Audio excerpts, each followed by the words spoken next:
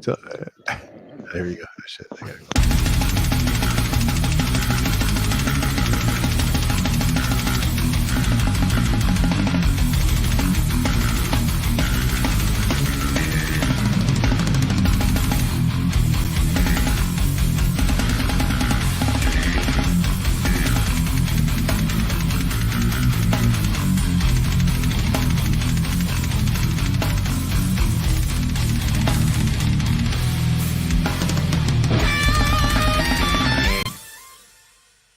What's going on, everybody? Cali Death Podcast back once again, episode 168. I'm your host, Anthony Trapani. As always, I got Casey and Joseph with me tonight. Joel couldn't make it tonight, but we'll see him next week. And big one for you guys. We got the full defeated Sanity lineup with us to hang out with us on this Thursday night. What up, dudes? What How's up? it going? We got Lila, Vaughn, Jacob, and Josh with us tonight, dude. And I've been very excited about this one. We were just talking pre-pod about how it was 150. No, how many? Now I'm trying to do math right now. Episode 11. That is how long ago it has Really? been. I've Damn. been face to face with these guys. Vaughn's been Wait, on the show actually more than all of you other guys, dude. He's made it. This is his third appearance now, dude. He's a regular. Hell yeah. Yeah. Wait, which episode do we have today? 200? We're at 168 right now. You were at episode 11. So this is wow. and we do it every week, dude. So that's basically 3 years ago, dude. Crazy. Wild, Mhm. right? Yeah, Great to be And, back. Thanks Yeah. for Thanks for coming having back, us again. definitely. Yeah. We've stayed in touch, periodically through the socials and stuff like that. You guys are my bros, dude. I love that you're back on to. I mean, it's a relevant time for you guys to be back on and talk about what you've been up to since the last time you've been on. 3 years, and now we're at another album. That's crazy. Well, actually, when did the last one come out? Was it 2020 or 2021? July 20. 2020. Yeah, dude. So Yeah. it's so you got a whole, chunk of this band that you guys put this whole new album that I literally have been thinking about almost every day because I'm seeing it. I'm seeing you guys, in the studio and stuff, and I'm like, oh shit, dude, it's coming. It's coming. I really, really, really, Yeah. really, really need to hear this, So We were cooking for sure, cooking it up. Yeah. hell yeah, Yeah. guys. We love to build the anticipation. Yep. Right Yeah. on, dude. Well, Coming out guns blazing with this yeah, one. and you guys are all in totally different parts of the world right now. It's like the international, true international episode for this show. I mean, Jacob, Yeah. are you still in LA? I'm in your time zone. Yeah, I'm in LA. Okay. And Yeah. Vaughn, you're New York, right? East Coast. You know it, baby. Josh, where are you at again? I'm a little north of Seattle, Oh, okay. So you're basically, you're on our time too. West Coast, Yeah, what up? Pacific gang. And then Lila coming through hard with the 6 a.m. call time for the show. Wake up call. Dude. Yeah. Coming at you from 3 different time zones. Yeah, dude. And that's what's up, dude. I love that Lit- we were able. Was that? Lila's coming in from the future, I actually. know. Oh, yeah. Yeah, how is it over From there? the north, there came a rider bearing a battle axe. I know. It's crazy to think it's tomorrow for you, dude. It's the 23rd for you. It's just so crazy to me to think like that, Yeah. Yeah, Tell us, what's the stock market at? Dude, yeah, exactly, dude. I need that Back to the Who's Future won the game? almanac right now, dude. Give me them, Right? those stats, those sports stats for Joel to make his bets. time is just a If construct. only it was man. that easy. You're right, dude. Time is Time just- isn't real. It's the only way we can organize this shit. Yeah. I wonder how much chaos would really happen if we just lost time, dude. Think about Yeah. We'd be back in the Stone Age, probably. if we woke up tomorrow and we were our memories were erased of time itself. How would that work? Might be kind of liberating because you wouldn't have to worry about age. You know what I mean? It's I true. know, but it's like, think about it. Like, if you didn't have time, you wouldn't know how to get to work. How are you going to get your money? How are you going to pay your mortgage? How are you going to get your groceries? It's like, when how does would you the even grocery store open? How would you even be able to play music? Because then would time signatures go away? Yeah, Right. dude. We'd only be guided by the sun and the moon, of course. So time signatures would have to be a fraction of the sun over the horizon. You know. So you It's know the what? only way. Doom metal would be fine because then they could just play one note during the day and one note at night, and Perfect. all is good. All is good in the world, you know. Most Now definitely. I'm thinking about my students that don't fucking like the ones that start like they don't even differentiate like quarter notes from half notes, so they're playing like I don't know, like jingle bells jingle all the way and I was like, and it's like that's not music. Well, that's Yeah. why You you're don't the have- teacher. Yeah. It's if you don't differentiate tone lengths, then it's not really music. You know, I mean, imagine like a genre where it goes like that's crazy, right? I know. dude. I mean, Kind of a exists. genre like that, dude. Whoever fucking invents that shit is a That's like your idiot. opinion, man. Yeah. See, you could play that without any sense of time whatsoever. So if we were somehow back in the Stone Age, we could be certain that, fast grinding snare drums would still exist. So Clearly. you just made me make the crazy thought of back then it was just the sun up, sun down, right? And what's the rhythmic continuation? Like what would be like the thing that would be the invention of counting, because accounting is a rhythmic thing, right? What would be the thing that made us start to divide the time between the sun up, sun down? Like in The division would be that just, well, no, I'm not just saying audible. If you really go back to counting in general, the thought of counting, Right. the thought Counting, of, I mean, usually, they're called digits because, like use your fingers to count. So I guess before there were even words for like 1, 2, 3, 4, they probably were just like doing that. Hold on. Don't you count like this? right. I guess the way Depends I'm- where in the I'm- world. Depends I'm where. explaining it like a dude who just hit a joint right before we went live, but I'm Yeah. trying to We're back in emulate the stoned age now. Yeah, exactly. Back in the stoned age. Shit, And I high want to be in the begins. Stone Age. And how did we come up with dividing the time in between sun up, sundown? Because that was the only two indicators of time differentiation in the basic human brain back when we were just hunter gatherers. It's like, what Well, was it? I guess Maybe it was the rhythmic you beat just- of a hand clapping or beating a drum. Right, or something. right. Maybe music could be. We're just gonna do seed. speculative anthropology all episode. This is all we're doing. Like that's stuff from like birds, you know what I mean, or sounds that are pre-existing in nature, right?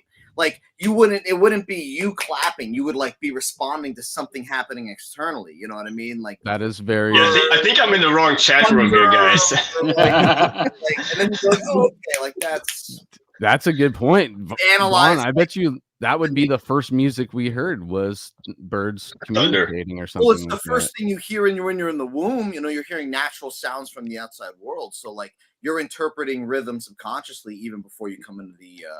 Yeah, dude. Until you know what I mean, like before you're even. I totally get it. Yeah, sure.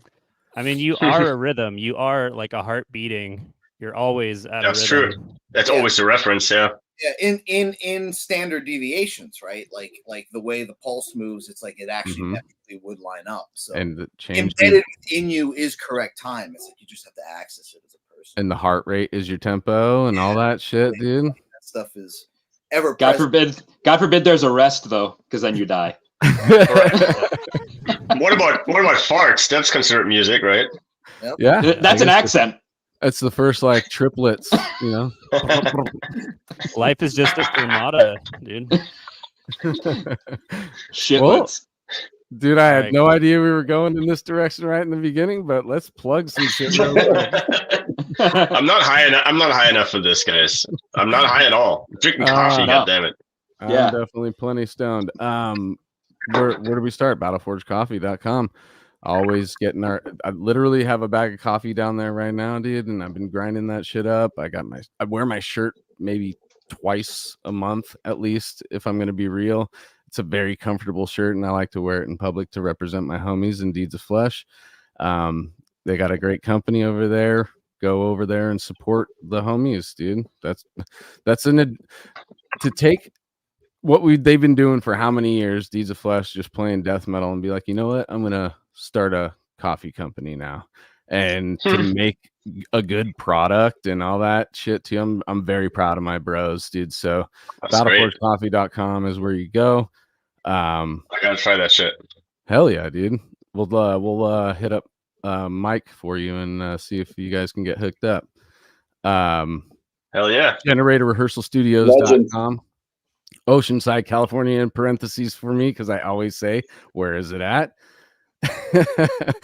GeneratorRehearsalStudios.com is where you're I gonna thought it go. helped you out a little bit. Thanks, brother, dude. Yeah. I love it.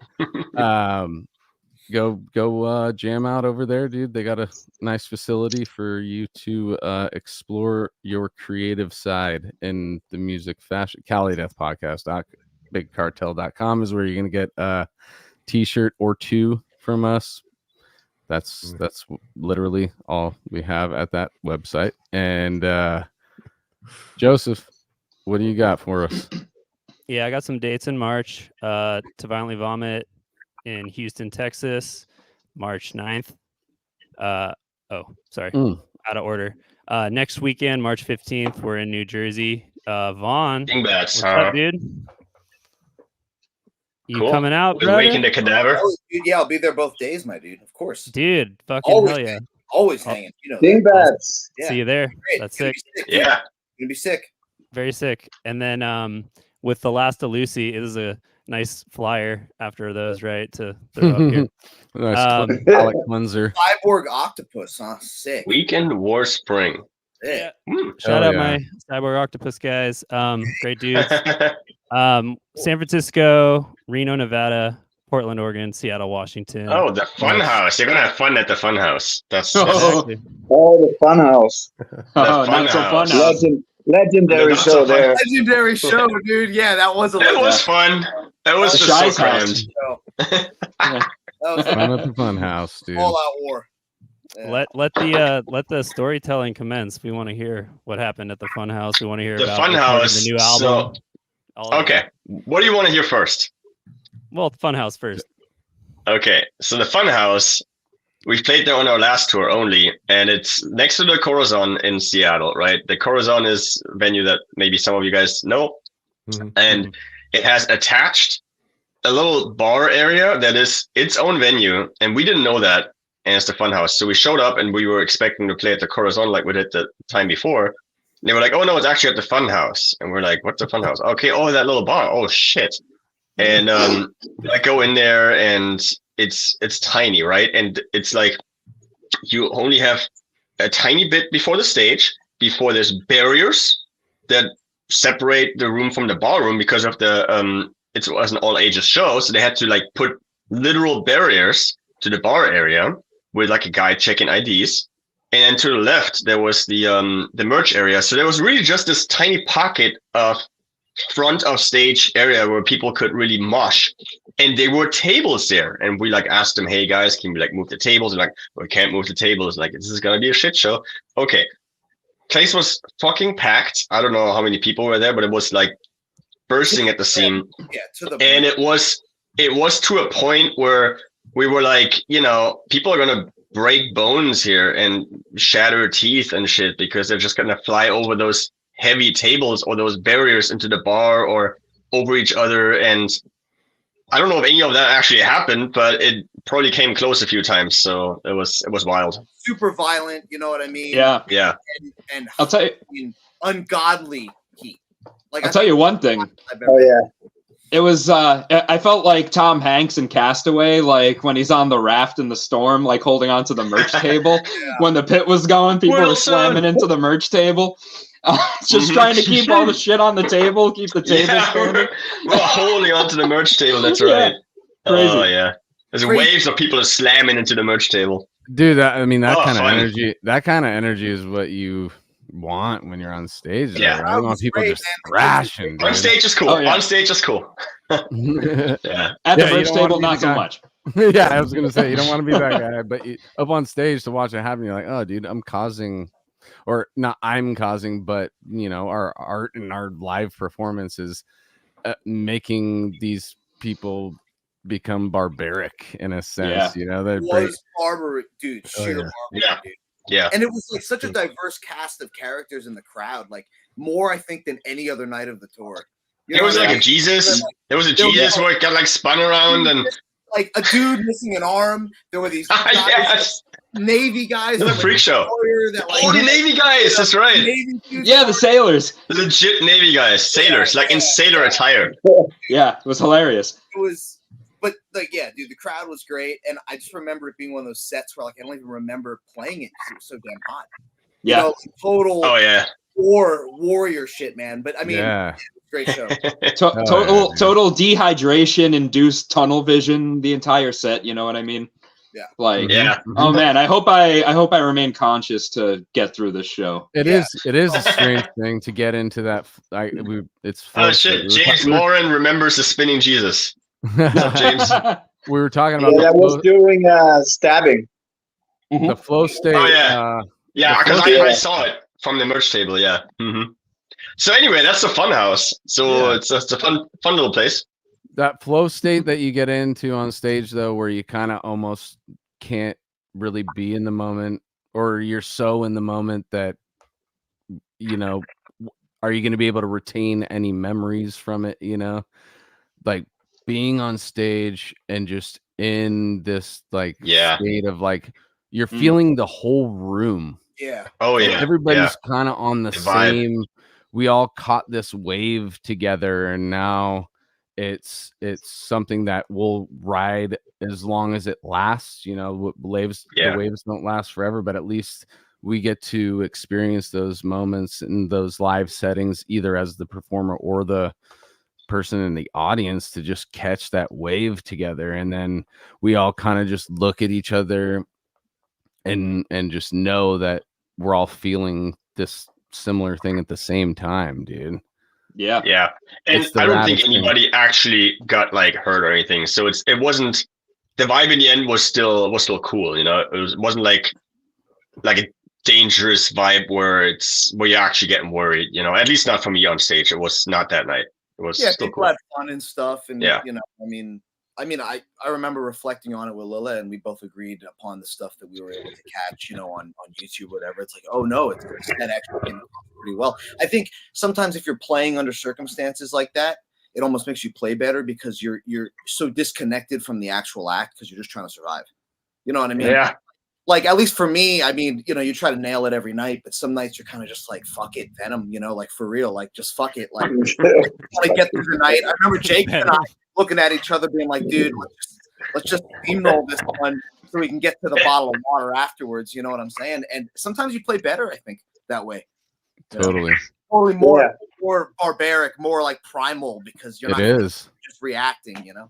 It is. That was a good show. So I want to hit the rewind button real quick. We're talking about current stuff, but it's been almost or around 3 years since you guys were on the show. Vaughn wasn't in the picture yet. He soon was after, though, right? Not too long after that episode, I started hearing you guys. We did. So that was 2020, right? Yeah. So you joined at the end of 2021? 2022. Oh, two. Yeah. Okay, it was two. that much later. Okay. Yeah, there was a little bit of time. Okay, so Yeah. first let's talk a little bit about what was happening with you guys after that episode. which I mean, now I was like, oh, we should get the episode that they were on, which was 11, but now I don't know the date exactly. We started in October, so it had to have been December, January, maybe. It was January. It was the first episode after the new year. It was January 2020. 2021. Okay, yeah. So it was like almost exactly 3 years and 1 month ago. Crazy. So not much happened for another year after that. Yeah. Because 2021 we were still sort of on hiatus because of COVID. It was still difficult to do anything. But then 2022 we started right off the bat, pretty much in February or so, with like a big tour.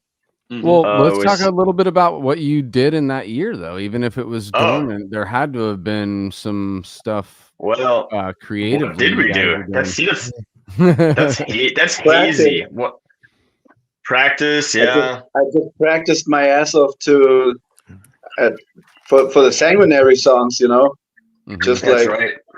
Just to play those first and foremost. I remember that like very clearly. That like I was like, these songs are so fucking hard. I have to play them I want to play them every day so I can just sit there and go like, when we're actually performing them, I want it to be as smooth as possible, So I don't know. That's all I remember for 21. I was just like, let's fucking,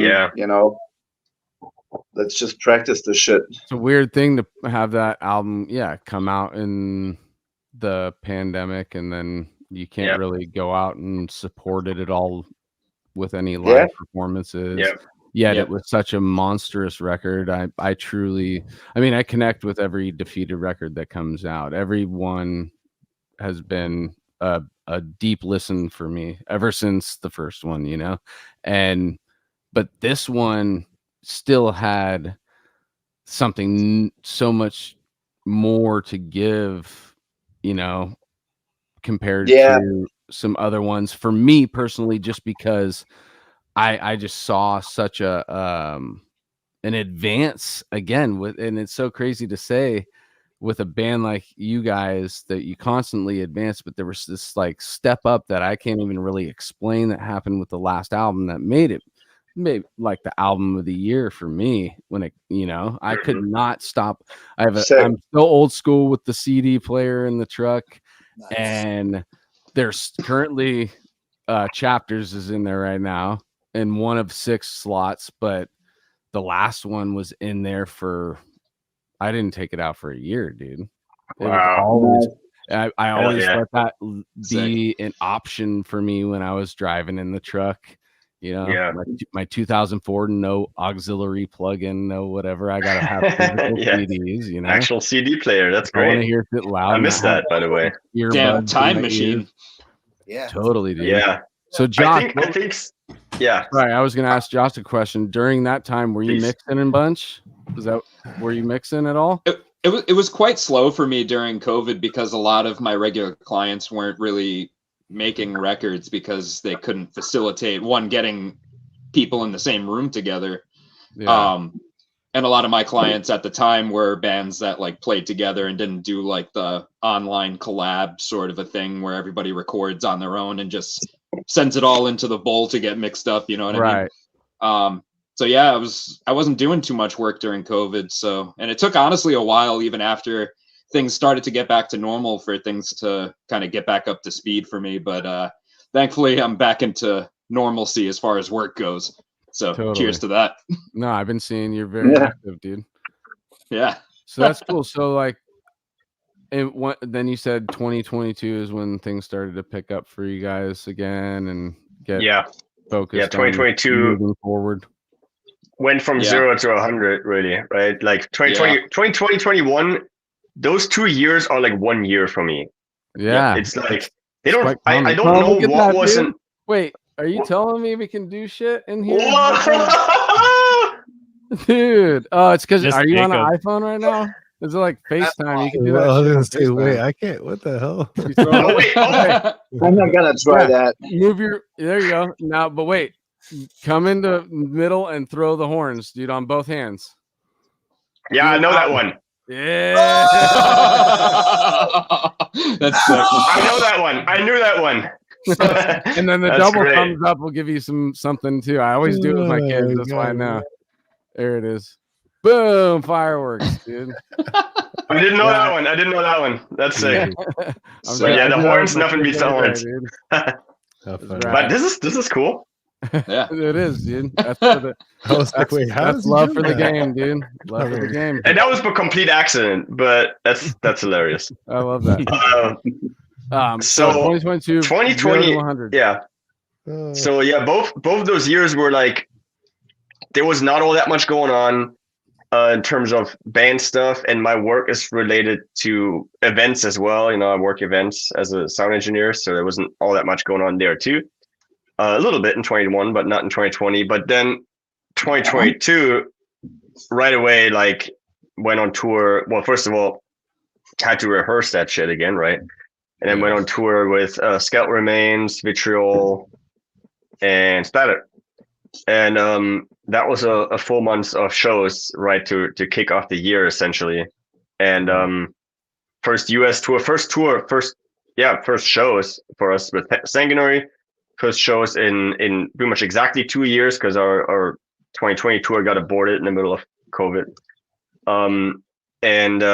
So it was crazy to play these songs that are like almost 2 years out, not just 2 years old, but 2 years out, you know, and do that tour. But it was sick, and 2022 had, I mean, you know, other guys talk too, but there were other tours going on in that year as well. But that tour was particularly refreshing to me, the Scout Remains tour, because it was just such a great thing to come back out of the hiatus and having all these doubts that we had, like, are people going to show up? Are people still scared, at home, broke, whatever, you know? Are they going to show up? Are they going to have a good time? Are they going to be all distant and weird? Are they going to actually mosh and engage? And how is merch going to be? Are people going to still buy merch? We had no idea. Like, they were, you know, you're kind of out of touch after that time. So it was kind of hard to gauge how much merch should we print, like, you know, what can we expect? So having all these doubts and uncertainties erased and being positively surprised, you know, throughout, it was a great relief and a great fucking tour. I think that the missing the live shows made people double down on getting to a show as soon as they possibly could. I remember how exciting it was to go to anything like that after so long being away from it, you know? So it was mutual. Yeah. You could tell. One thing worth noting too, that I particularly noticed on that first tour back with Skeletal Remains and Vitriol was I had a lot of people come up to the merch table and stuff either before or after the show with their kid or kids, and being like, yeah, this is their first metal show. And that happened multiple times on that tour. So it was like, whoa, like, one, just that huge gap of no shows. I guess just a lot of kids came of age to start going to metal shows at that point, you know. But it was just kind of like a heartwarming thing to see on so many occasions, you know, like little kids coming out to brutal death metal shows, and like, you know, it makes you realize, like, yeah, the scene's doing just fine, I guess, you know. That's a highlight no matter what, dude. That's cool. Ran into a couple of kids on tour back in the day, and to see how excited they were, and they're with their dad and front row and wanting a fist bump during the set, and you're just like, this kid's 10 years old and he's rocking out, dude. And after he came up to us and had to sign posters, and I was just feeling that pure feeling that you get during those early live shows that we went to, you know. And I really applaud that dad, and even, you know, bringing them with ear protection in the beginning, because we didn't pay attention to ear protection, dude. I didn't plug my ears for quite some time, and I know I'm feeling the effects of it now, coming up on 40. So just seeing a responsible dad out there taking their kid to experience something that, you know, he probably introduced them to, you know, and they found a mutual connection and love with it, and they can go out, and it's no different than going to see a sick movie, you know. It's just a bonding experience. So to see that happening, there's multiple layers with it, and yeah, it makes you always feel good when there's somebody like that at a show, dude.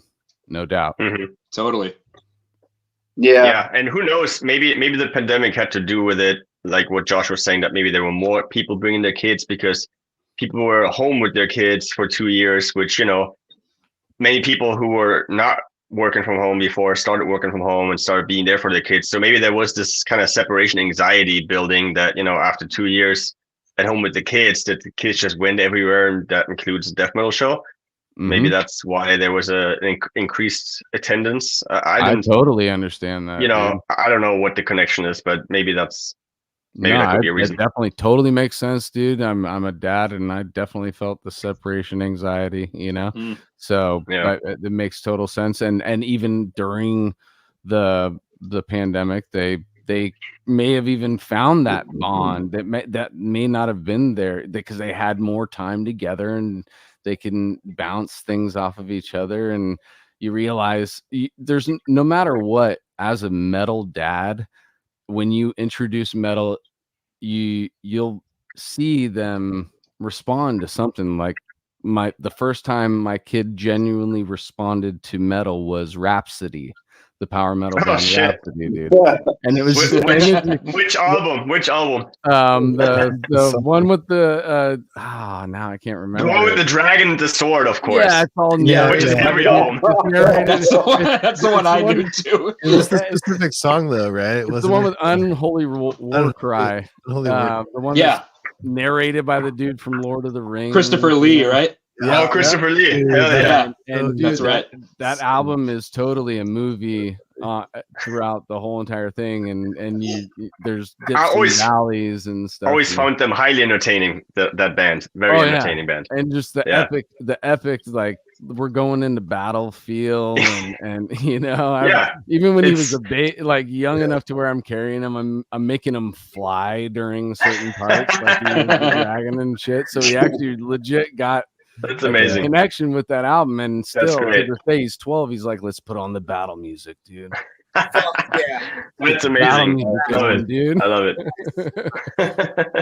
So I think you'll always find something in metal that your kid's actually going to connect to, but the whole thing of like dumping metal on somebody is never going to get them into it. But you know, somehow they found a connection. Long story short, they found a connection during the pandemic, and then they end up at a defeated Sanity show.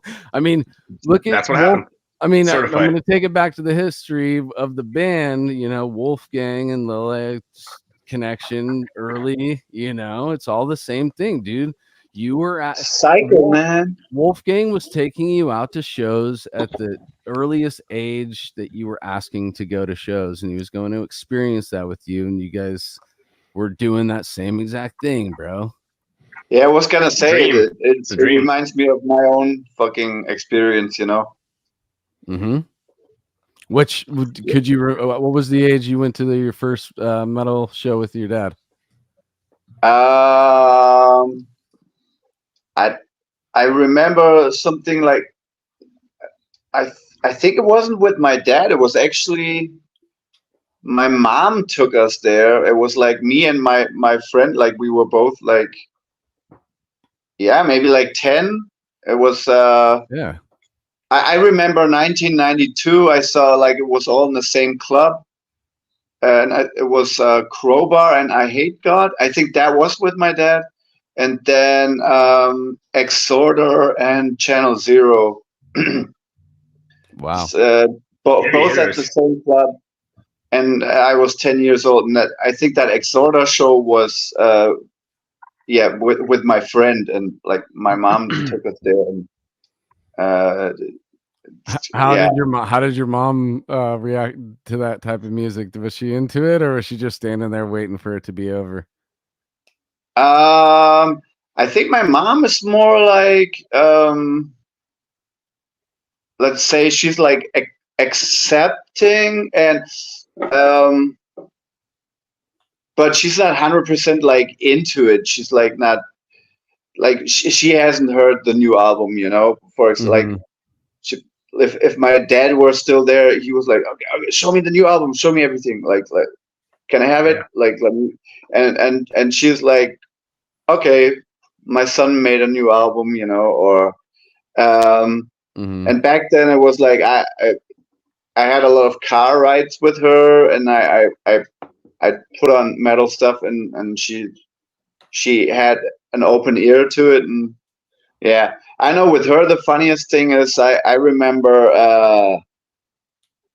I put on like all this older metal stuff, and maybe some of the falsetto bands kind of snuck in, and she was like she doesn't like that at all, you know.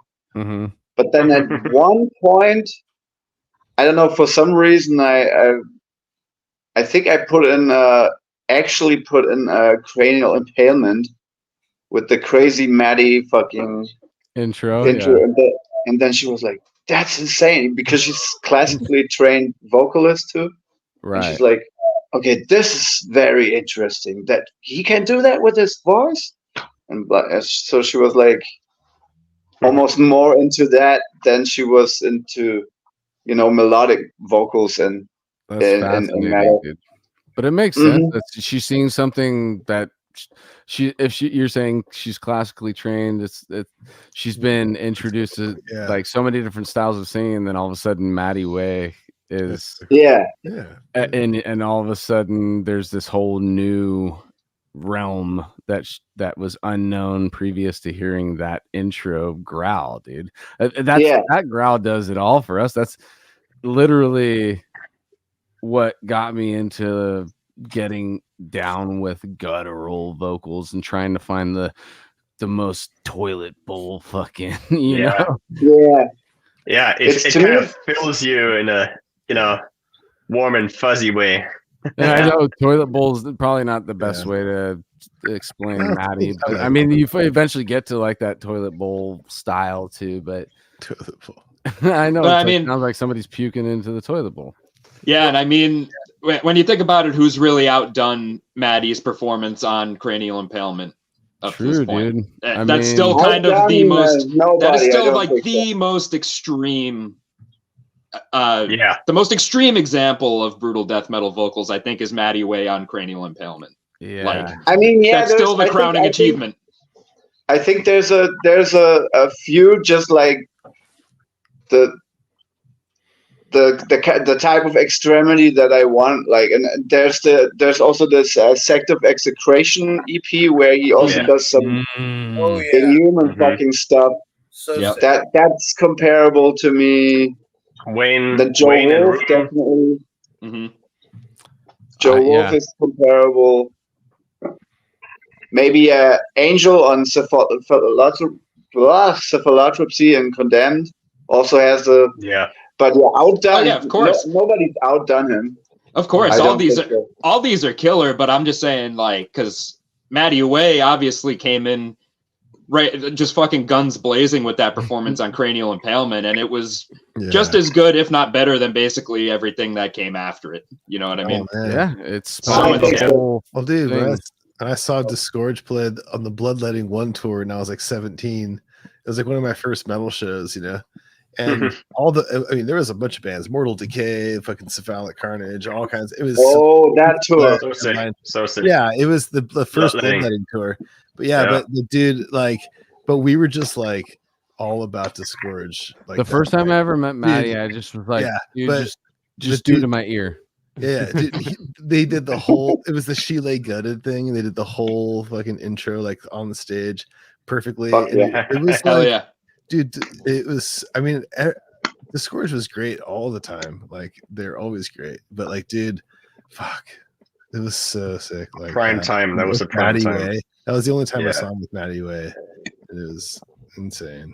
It's so good. Lucky you. I never got to see. Yeah, I never. All the Disgorge versions I've seen have been after he's left, dude. But really? I mean, but those performances are always they're top of the list, dude. We love you, Maddie. I've seen them with Jamie. Yeah, dude. I know. I've seen them with Jamie, and it was Fuck the Commerce. mind blowing. Jamie Fuck the Commerce that was the first Discord I ever saw, and I was just like, oh yeah. How sick was the Sinner? I remember seeing Cinerary footage of him on stage with that shit too, and just murdering, dude. Yeah. Well, hell itself, man. Jamie's vocals are fucking. We're gonna get Liturgy. We're gonna get Maddie's final recording, right? That's being worked on. Brendan. Yeah, I know. When he made that post, I Mm-hmm. kind of got choked up, dude. I was like, wait, he's planning to retire after this, dude. It's crazy. I don't know. Really? How many other? I hadn't heard about that. Well, He might pull a Kerry King. You never know. He made, Yeah. I was just, you're on the same. Join Cannibal Make a Corpse? Slayer joke about it too. But yeah, I guess in his last post, he had mentioned something about it being his last record. Yep. So Shit. it kind of made me. It's a great discography. Abominable Putridity, Pathology. Oh yeah, It's anything that amazing. touches. It's a song book, right? The Mediway songbook. Yes, sir. Yeah. Yeah, definitely left his mark deep. Yep. On the Cali scene first and foremost, but on the entire scene, obviously. I mean, it is Disgorge and Deeds. Those are the two beacons of high the watermark. Yeah, scene. the high watermark of Cali. Yeah, Disgorge and Deeds. Yeah, that's where it's at. I was texting Lila. The Godfathers. And like, yeah, dude, Deeds of Flesh, man. Like live. Still.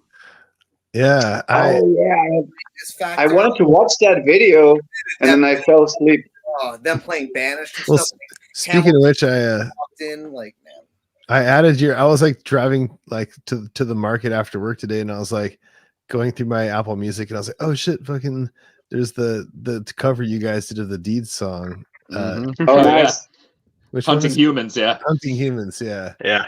Which one is that from again? Is that from the Gradually Melting? Trading Pieces. Trading Pieces, yeah. Okay. Yeah. That's right. I couldn't remember. It was sick. Dude. That was a sick tribute you guys did. We played it live once. Once, right? Yeah, Cool. Yeah, that's why we learned it to play it live. Yeah. Yeah. It wasn't even supposed to be on the album, and I mean technically it isn't, but it was recorded in the album recording session, and it was like, I remember we like, it was down and dirty. It was like Lila literally figured out by ear the riffs and was in the studio showing me the riffs, and I was like, okay, hit record.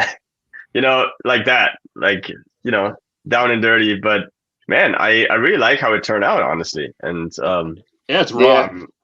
Actually really stoked we got to pay tribute like that. Same. Right on. Yeah. It's cool. We actually played with the idea of covering a Deed song too. Remember when and then we never did it, and they Acid did it. Trips And Acid Trips are going to be our song. They're way cooler because they did it. Which one? Acid You Trips? can still do it.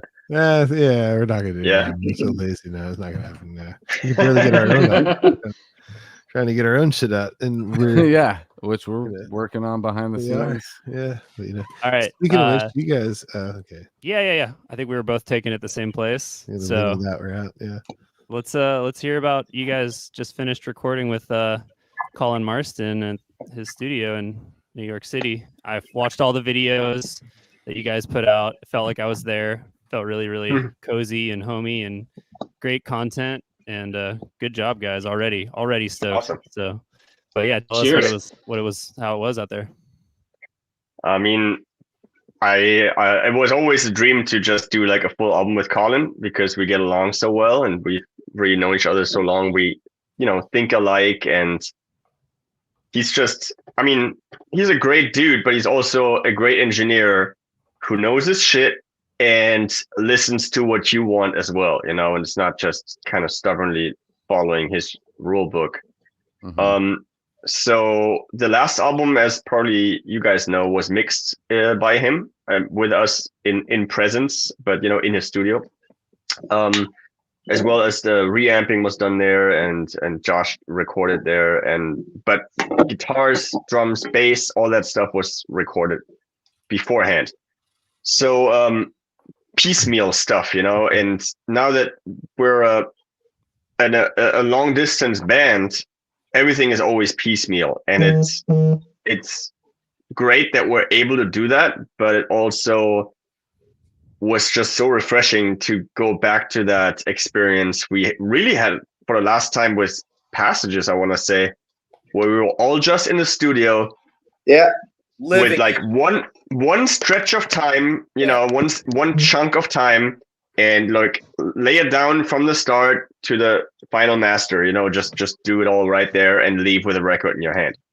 And after the last album, which again was a piecemeal, and even Disposal and Dharmata was also very, very scattered. Very, very scattered. Recorded over like a year and a half or so, because there were two separate productions, with the Disposal and Dharmata being completely its own entity. So yeah. Anyway, first of all, I really, really dug the experience again to be in a studio with our good pal Colin, right, and just do it all in one piece, and work until we're happy and satisfied, and everyone is happy and satisfied.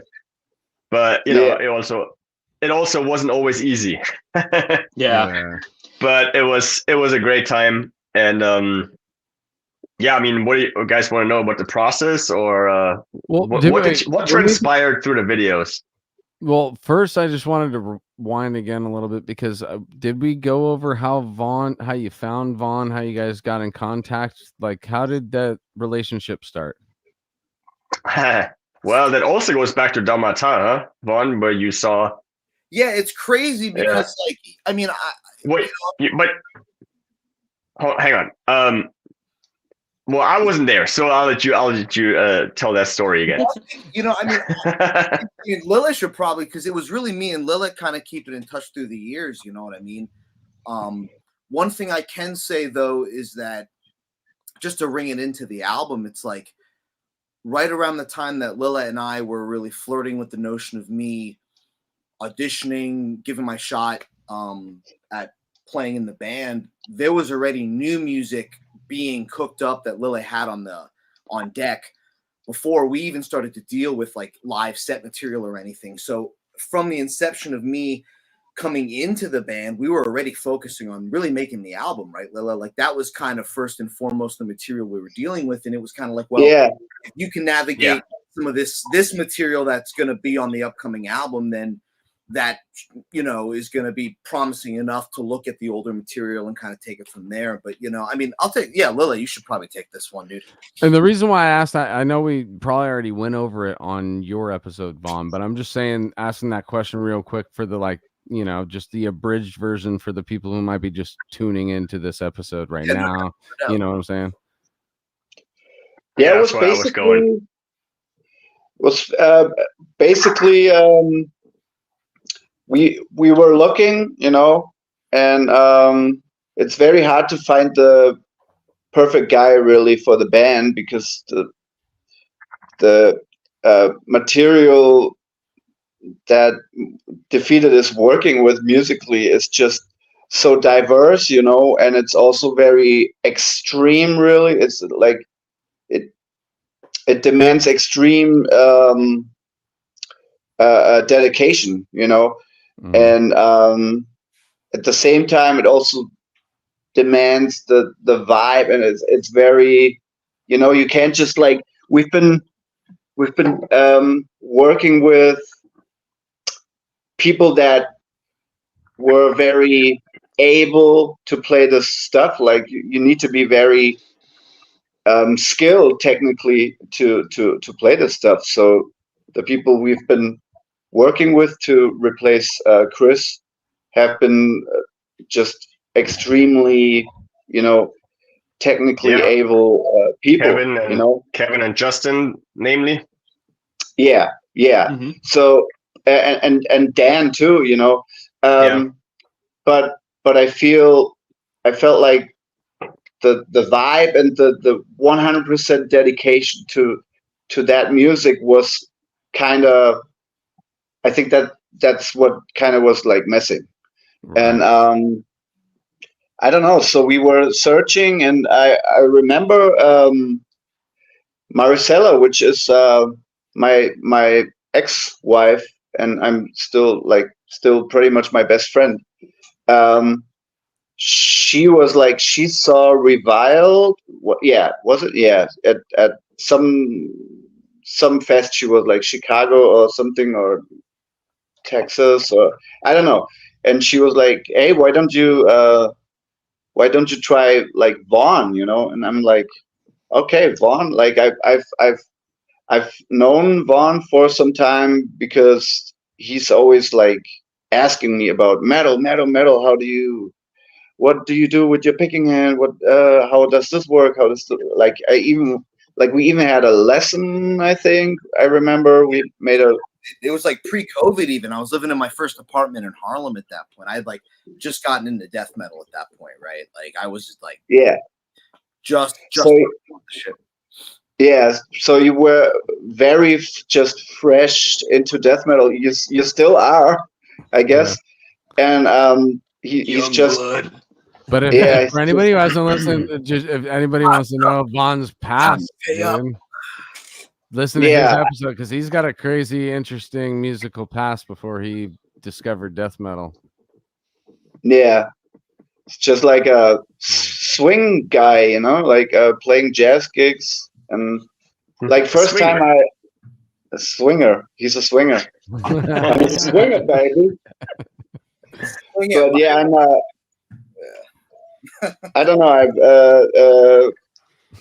First time I met him, like, was a jazz guy, you know. Yeah. Long hair, yeah, but total like jazz guy. Similar, and then I don't know, he got infected with the brutal. The brutal bug. Brutal, dude. Because of Defeated Sanity, you know what I mean? Like Defeated, as we've talked about this on the episode before, but like that was the first, like, talk about first death metal shows or metal shows, really. Like I saw Defeated Sanity before I saw Judas Priest, you know. And I remember that tripped me out, dude, because the normal pathway in is not that. So sorry to cut you off. No, but you know what I've come to find since being in the band and just like talking to Jacob and Josh about it, it's kind of like, yeah, it's like super far out or whatever, but it's not that uncharacteristic of the circumstances that both Josh and Jacob, for that matter, found themselves joining the band either. Mm-hmm. You know what I mean? Yeah. Right? Like we talked about this, whether it was on the road or when we were in the studio. Like, so it's I think it was just only natural that in the same way that Lilla did with those guys, he just kind of like, I mean, obviously, I loved the band, so it was like, you know, a non-issue as far as committing to putting in the effort necessary to make it happen. But, you know, I also think now retrospectively, especially coming off of what we did in the studio, it's like, I mean, there's still a lot of things I want to refine and work on.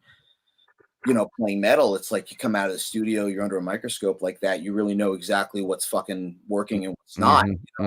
You know, regimen or whatever. But I think maybe having, like Lily said, a broader understanding of just like the principles of music, I think facilitated certain things that maybe allowed for us to also connect just musically, you know, like I mean, one of the things that made and still makes being a part as a band right now, going into the studio and while we were into the studio, was like there were certain things that still needed to be translated, right? Like the tabs are just a physical representation of the music. Like a lot of the nuance and the intangibles are lost. So we were actually having to collectively deal with this, I think. I mean, Jacob was also figuring things especially out. In the studio. That's why it took so long, and that's why we needed so long.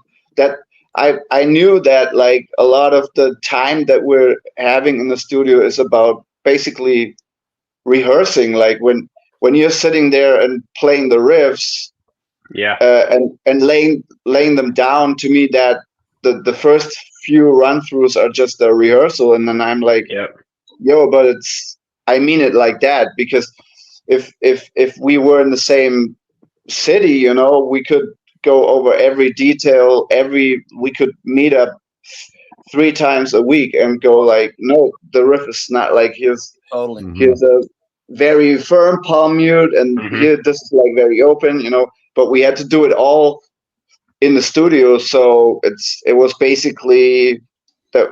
I think those 12 days or whatever for guitar is like, it wasn't really guitar tracking, it was rehearsal / figuring shit tracking. out. Yeah, it was a lot of times figuring out the exact way a part would have to be. Yeah. And just want to add to, since we're on the topic of Vaughn's background and how that sort of fits or ties in with, what we're doing. I think that maybe in the end, the type of music that you were raised on is not even as crucial as the determination that you bring to the table. Yep. So if you are capable of playing jazz, to that level, then that means you have it in you to learn other stuff as well, or if it was classical or something, it doesn't matter. If you can figure out, or if you can manage to, if you have the skill level and the determination level to play one thing, you can also do the other thing.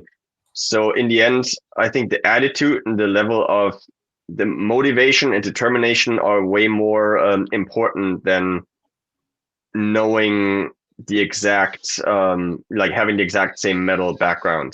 There could be somebody who has the metal background, but maybe is already so jaded on the genre that he doesn't even really want to put the time and work in anymore, And with Vaughn, we had the exact opposite.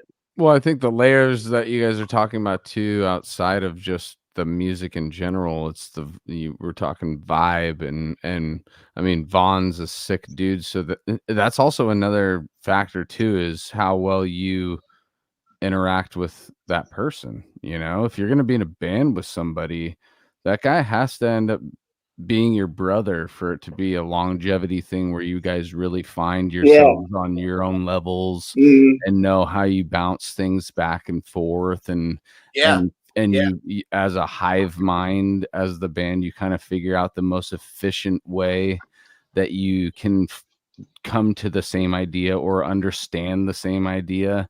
If it isn't necessarily translated in the right way, you'll still find a way to try and get to that point B, where what's crazy, Anthony? It's funny you say that, like, and I was thinking about this even like over the last couple of weeks. Like, I think, it's been about a little over a year since I've joined the band, and obviously, going on the road and stuff is a completely different prerogative. Like, it just requires different things out of you in the context of the band and what your role is. But I think that us being in the studio together for 5 weeks and having to collectively problem solve as a unit and everything that comes with that, you know what I mean? Like, like, I mean, even Lila, like, I love him to death, but like him and I we were in there with Colin really cooking up the guitars, and, him and I are both chasing perfection. Right. And commitment to the same goal, of course, but obviously you're not always going to see eye to eye on things, how things are going to need to happen to get to that destination. Yeah, right? During the journey, it might not.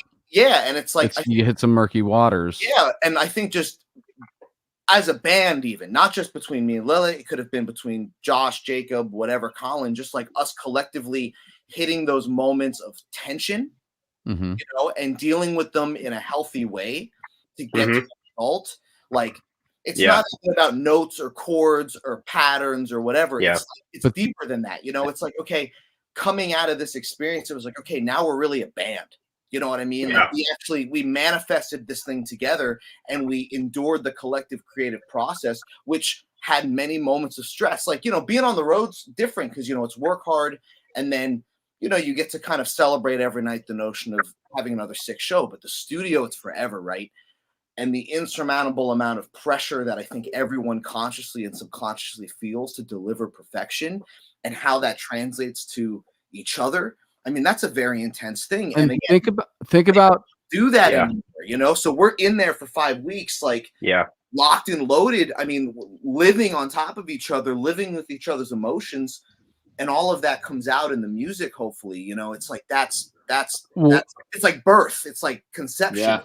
That's what I was going to get into, dude, is like the tension. There is tension and release. That's all we're looking healthy for. Tension, but I'm saying in the music itself. Just think about the music itself. If there's Defeated Sanity has plenty of stress and tension that happens at certain parts when you're listening to it, and you get that release. So why would you be not experiencing that same tension and release during the recording process, if that's what's supposed to be translated through the music itself, you know? Yeah, it's a struggle. Musically, it all comes from a very real place. You know what I mean? Right. And but also make tense music, you're gonna have a tense process recording it, dude. But I mean, I'm not even sure if it's that related though, because you hear stories from bands that are like, I don't know, like Motley Crue or Rolling Stones kind of level, who like choke each other out in the studio on the road, because they just have two big egos, and it's not because the music is tense, but because the guys are tense, you know. So I think it helps that we're all chill, that we're all chill guys, you know. You all are wearing your heart on your sleeve, though. That's the difference. They're playing through an ego mask, you know. It's a cliche, like recording an album is like, it's always like a struggle, like no matter what, like there's like so many things at hand, like usually, like it's never just a smooth, like perfect thing, you know. It's like uphill battle always. You gotta bleed for the shit, you know what I mean? You gotta bleed for your art, like it's totally true, man. Because everyone, I mean, like I remember Lil and I going back and forth over squeals, man, and it's not like the art of the squeal. Man. It's not about ego. It's not about emotions. It's not about, like, obviously we love each other, but there were moments when him and I were like at odds because we're both trying to get to the same result. But you're dealing with something that's so nuanced and intangible. Like there were times when he would tell me, oh, like, okay, that's not perfect enough, or, oh, that one's too perfect, or this and that. And it took me time to understand what he meant. But like, even retrospectively, it's like, oh no, I mean, think about like Miles Davis or Zappa, or these like band leaders that just like knew how to like suck whatever they needed out of the guys they brought into their vision. But like in those moments, you know, because we both want the same thing and we're having a tough time getting there collectively, that creates stress, right? Because everyone wants the perfect result, you know. Exactly. But it's something that we're all trying to collectively pull together, you know, doing our own role, but also trying to help get everybody else where they need to be. And, you know, it's a deep experience, you know. And no matter how we... And that was your first. Yeah. No matter how hard we try, dude, we're never going to be 100%, dude. That's why we keep going back. Yeah. That's why we keep going back to it, dude. And it's like, while it was a struggle, obviously, in the studio working on a Defeated Sanity album, like Vaughn has just clearly stated how it was. And also how he stated that we're all working towards a common goal of making the best possible album that we can with the time that we have in the studio, right? So that common goal is kind of what keeps us all level and keeps those stress levels from getting catastrophic. You know what I mean? Right. Totally. Yeah. And I mean, also having each other's backs too. No, right? that's what I was going to say. The brotherly love is what keeps that catastrophic moment happening. Is you guys are actually bros. Jake, Josh's trying to do it. Jacob's the only one with the power. I can't do it, dude. I want to also add that Cupid right around Valentine's Day. By the way. Wait, what? I said you're the only actual Cupid that could throw hearts right now. We're all trying. Everybody's like, ever since he did it. Good again. There it is. Yeah. So one thing I wanted to add to that is you all know when you're in the studio, you have to constantly make decisions, right? You have to make decisions, and you don't know whether or not you're going to like that decision still the next day or the next time you listen to it. And we all know from experience, we've been in situations where you had to make a decision because you were running out of time. Yeah. And then you listen back later and you can't change it anymore, and it's bothering you because you made the wrong decision. Yeah. And the good thing about having so much time was that we were able to just go back the next day or 2 days later and just retrack a part or choose a different take that was already, you know, recorded or whatever, because were rethinking a decision and just, you know, we're able to reverse something. Where you know, the worst thing is that you have to make a decision in a pinch and you don't have time to really let it settle and come back with like a fresh mind and a fresh ear and really reevaluate, is it really, you know, as good as it can be. And so having that much time in the studio kind of eliminated a lot of these these doubts or quick decisions that would have potentially bugged us later on, you know. So right, it was and good having that we were able to get the time away from it each time, having that day or night that you take away from the recording session. We just did this. We were in the studio for this long. Now we're going to step away from it. And because what is it? Yeah. Ear fatigue, right? Everybody absolutely in fatigue, recording situations, especially engineers, they have to do that. Josh definitely has to take ear fatigue breaks, dude. Sure. We all. Yeah, you have to take those breaks not just because your ears fatigue, but also because you lose perspective. Totally. You're too far. You're too up close, and you need to step back to see the big picture again. And that you can't force that. You need to take a break to see that again. Totally. Yeah. All right. Well, that's fucking cool, dude. So 12 days, and the drums were recorded fairly quick, right? Wicked fast. 3 days. Wicked fast. Right? 3 days? 3.5 days? Yeah, I don't know. It's just it's just very for me.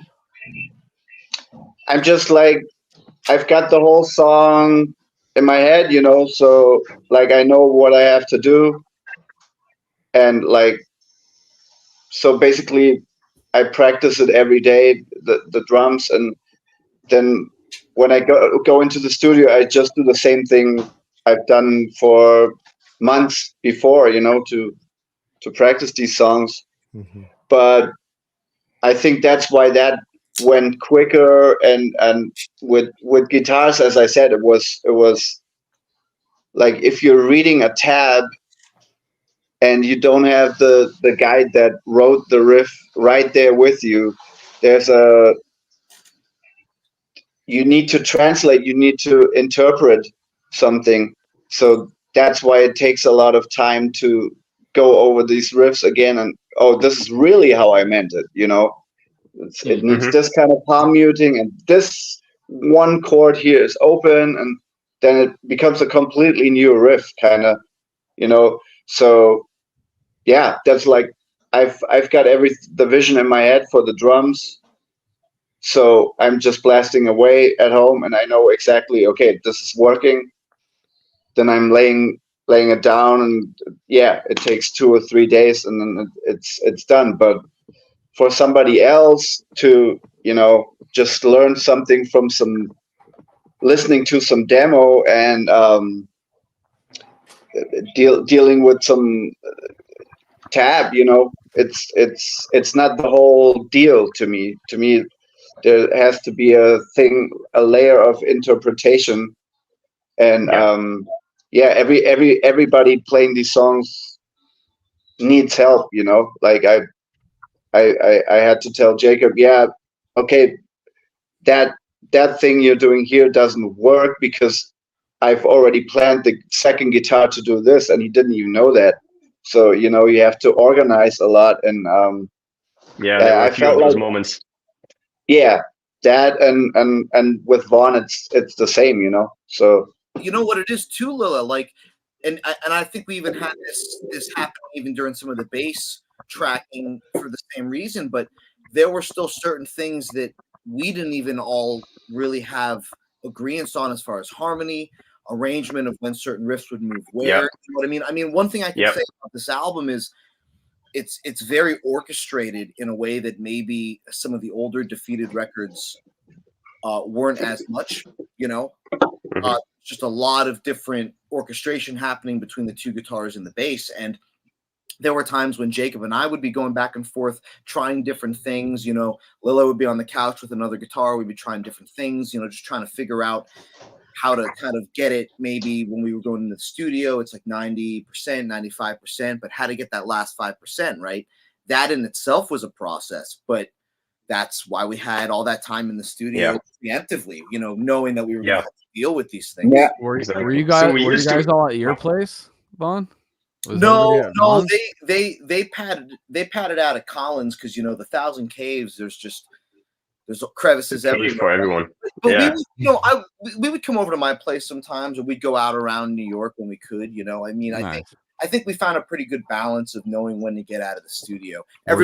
Were you hanging at Thousand Caves more than home at that time? Definitely, bro. Yeah, definitely, man. But it's the kind of thing where I just wanted to make sure that I was as involved as possible to absorb everything in the process and just get the necessary perspective on not only making this album, but what it's like making an album in this band.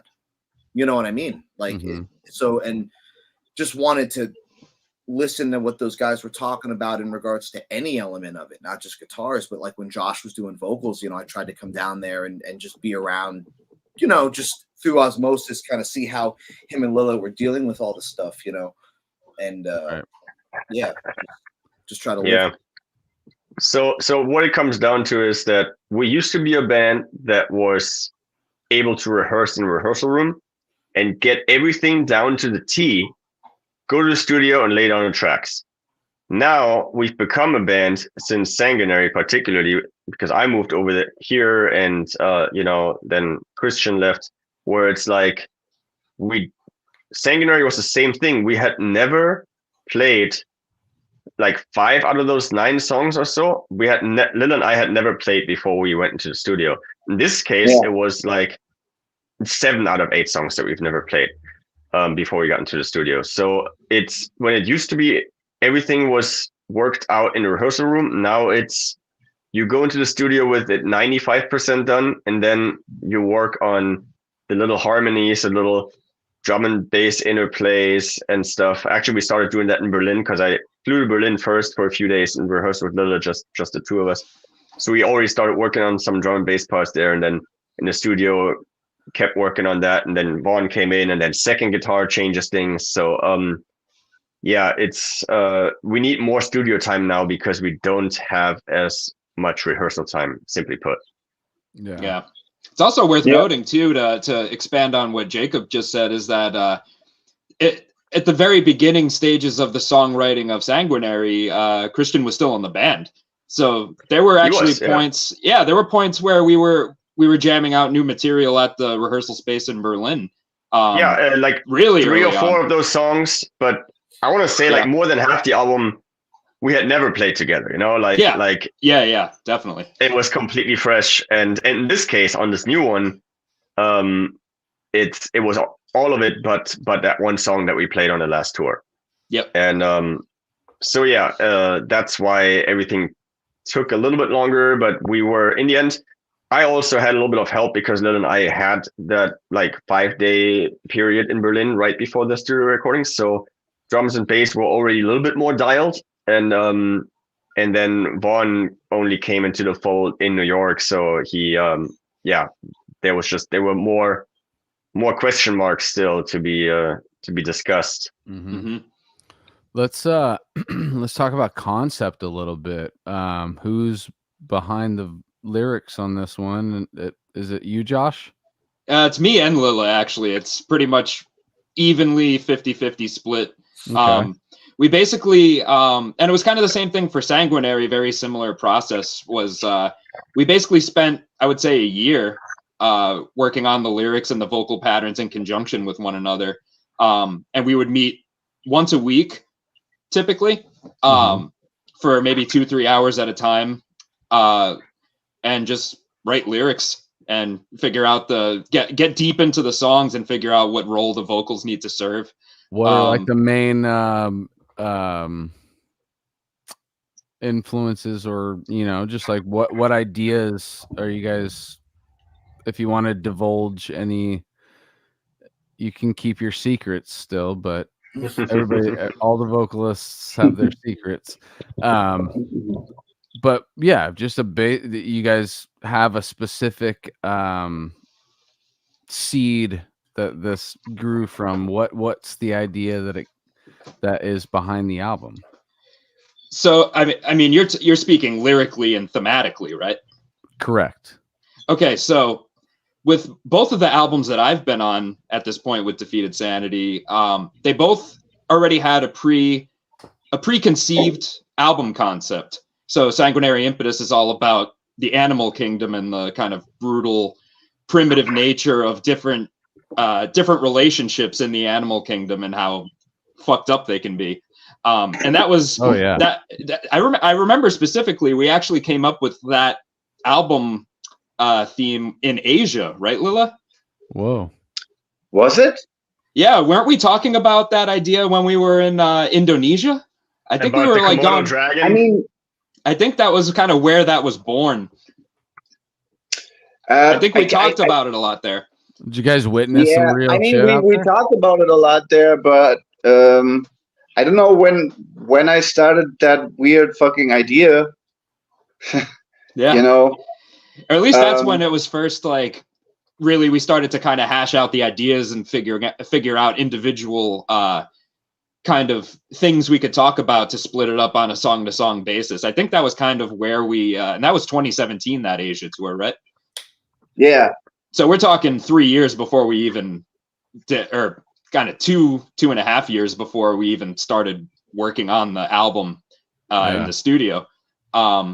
Yeah. So anyway, getting back to my point is that the as far as the lyrics and the themes go, at least since I've been in the band, they've been very predetermined concept albums. So Sanguinary had a very strict concept of the animal kingdom, and now with our new album, it's all about deranged, like mental illness, delusions, things like that. Like we were joking and saying that this could have been the self-titled Defeated Sanity album. Yeah. I remember that. It's called it that, yeah. Yeah, every single song is just about a different kind of delusion, a different kind of mental disorder that just leads to some really fucked up stuff.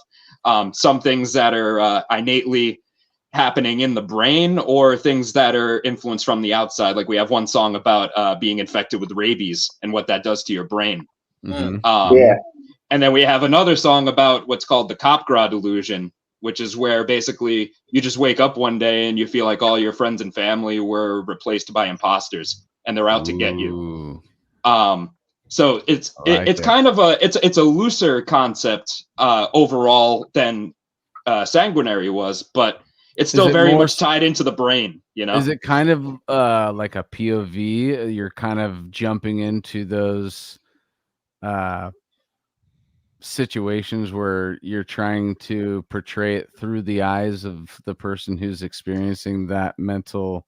At times some songs give you the bird's eye view, like you're the observer watching this happen, but other songs it's actually kind of written in the first person. And we kind of tried to split it up to kind of break up any monotony that could happen with phrasing, things like that. Well, also that's a duality vocabulary of the situation too. It's like experiencing versus, you know, the watcher. Yeah. And like I would say every song has both, I think. So we use the I perspective in every song. Like it's like your question, Anthony. Yes, I can answer it with yes. It's a lot. That makes me excited because I like that like idea of the way I write too is from the like the new Odious album is roughly around like going into like a schizophrenic universe or a mentally the universe is a brain, but after Cryptic we go through a portal and then the album ends. Nobody knows what happens. Well, what's on the other side of that portal? Different universe. And then you think of the concept of like the universe is a mind, and what would it be like to be in a delusional mind or a schizophrenic mind or looks like we were exploring similar places, my friend. When you were saying that, dude, it kind of was like, oh shit, they're hitting some buttons for me too, and the way in the things that I'm writing about right now too. It gets pretty wild. We got the patent. Yeah. But to elaborate on that a little further was kind of also things that we would talk about once we had song concepts put together is listen to the songs and kind of figure out, okay, musically, which ones marry best to certain themes, you know what I mean? Like which song is like kind of like crazy and like like frenzy enough to write about rabies, particularly. You know what I mean? Mm-hmm, We wouldn't use like a slow, demented song to write about rabies. We want like a more fast, like vicious one. Yeah. So these are also kind of things that me and Lila would figure out, and it's just trying to create the best marriage between the lyrical themes and the music. You know what I mean? Which is, I feel like that's an art form in and of itself. Especially in like brutal death metal, right? With some so esoteric with the vocals, kind of. Yo, I also want to say something just on the vocal line for my boy Schwa right here. The diction on the new album is so. For me, even getting into death metal kind of recently, like the thing that I still really, be it my love of Frank Mullins style or Danny Nelson or guys that the diction and the way that certain words come across in certain riffs make the riffs hit harder. You know what I mean? Because there's now a visceral understanding of the music being connected to something. I'm not going to give any moments of actual lyrical content away here. I mean, people are going to hear the album and see what I mean, but the diction in the delivery on Josh's end is just, it brings a lot of that lyrical content to life. You know what I mean? You can really hear, you really hear the lyrics. Hear some of the lyrics. And to me, that's such an integral part of what I love about death metal gutturals. Sometimes there's a time for the pig squealing, devourment, right? There's liturgy, there's its moments when it works. Personally, I think the diction element is so important with getting the lyrics across audibly. Right.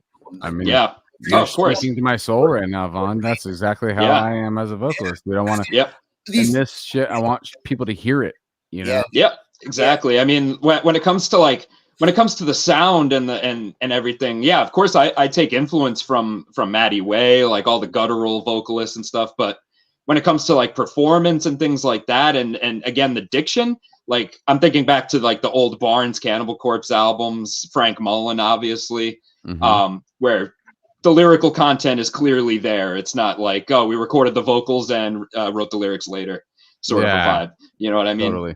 Or to the point where it's like you don't even have to put so much effort into the lyrics because nobody's ever going to understand them, even if they're following along. You know, if you got the lyrics in front of you and you listen to this album, you can hear every single word. Yeah, it's pretty immaculate in that regard. Plus, you really like to say the word diction, don't you? Yeah. Oh, of course. Oh man. Well, I want cool, Josh. Dude. I want the Josh Welshman audiobook series. Yeah, coming right up. I'll just read cookbooks about cannibalism. I want to hop in and mention going to Berlin and hanging out with Lille in September. Was fucking awesome. Great time. What did you guys do? Well, one thing we did that made me want to talk about it now is Lille, listened to me talk about Disgorge from my perspective as the drummer and how I felt about the records.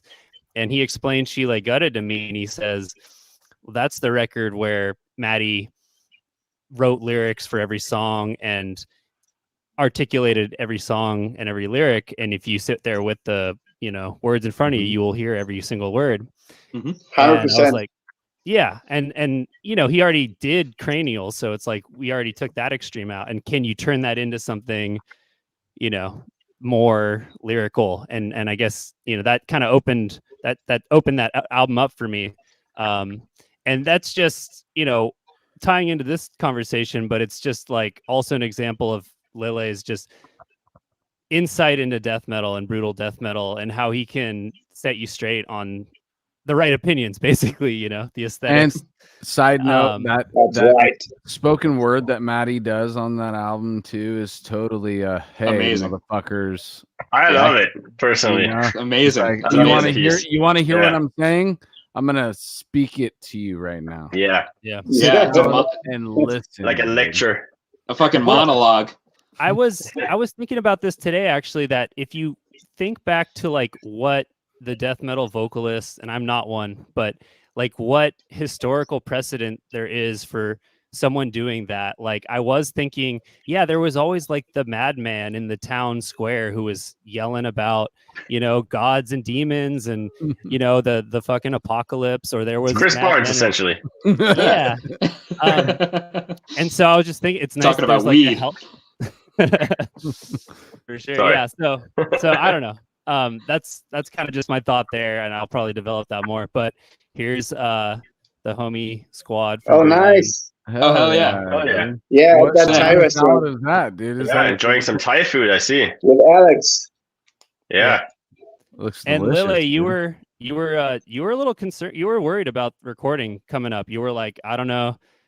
You were like dealing with some physical stuff and Oh yeah. remember that? Yeah, that all got sorted out more or less. I had some tendon issues, and 100% resolved them by now, or by the time of the studio. So it's I'm completely back to normal. It's worked out I did the right thing too, because you hear different voices. They're like, no, you gotta start playing again, because what if and Mm-hmm. and I'm like, no, I'm just gonna fucking wait. I'm gonna wait, and then if I have only 3 weeks to get into practicing the songs again, then so be it. But like, worst case scenario, I'll start in the studio to play, and we'll still get it done. And I don't know. I waited for the exact perfect amount of time, and it went completely smooth. On our last week's episode, we were talking to Flo about the physical aspects of drumming and how you guys are, kind of athletes. We kind of came to the realization, and 100%. him saying that he burned 1,000 calories in 45 minutes in some tests that he went through to see the physical aspects that it takes to do death metal drumming, and yeah, it's no different than listening to an athlete talk about injury that they had, and they're trying to rehabilitate it so they can continue. And I agree, your caliber, as long as you stay healthy during that, to take your breaks when you need it, to where you're not, furthering an injury that might down the road be a detrimental thing for you as a drummer. Like, yeah, dude, take your breaks, get that zen out again, physically and mentally, get yourself ready for that recording. It was pretty harsh, actually. It's not that zen when you when the thing that you love most and that keeps you going gets stripped away from you. But it was like almost 3 months. I stopped playing for 3 months. Ooh, shit. I thought you said 3 weeks. Yeah, no, I had to be disciplined about that stuff. Yeah. And it's like there was no trying. I was just like, nah, something's going on. Just like, it's not much. It doesn't even hurt, but there's something going on. Let's just let it go. Write some lyrics. Yeah. Let the other guys learn their stuff.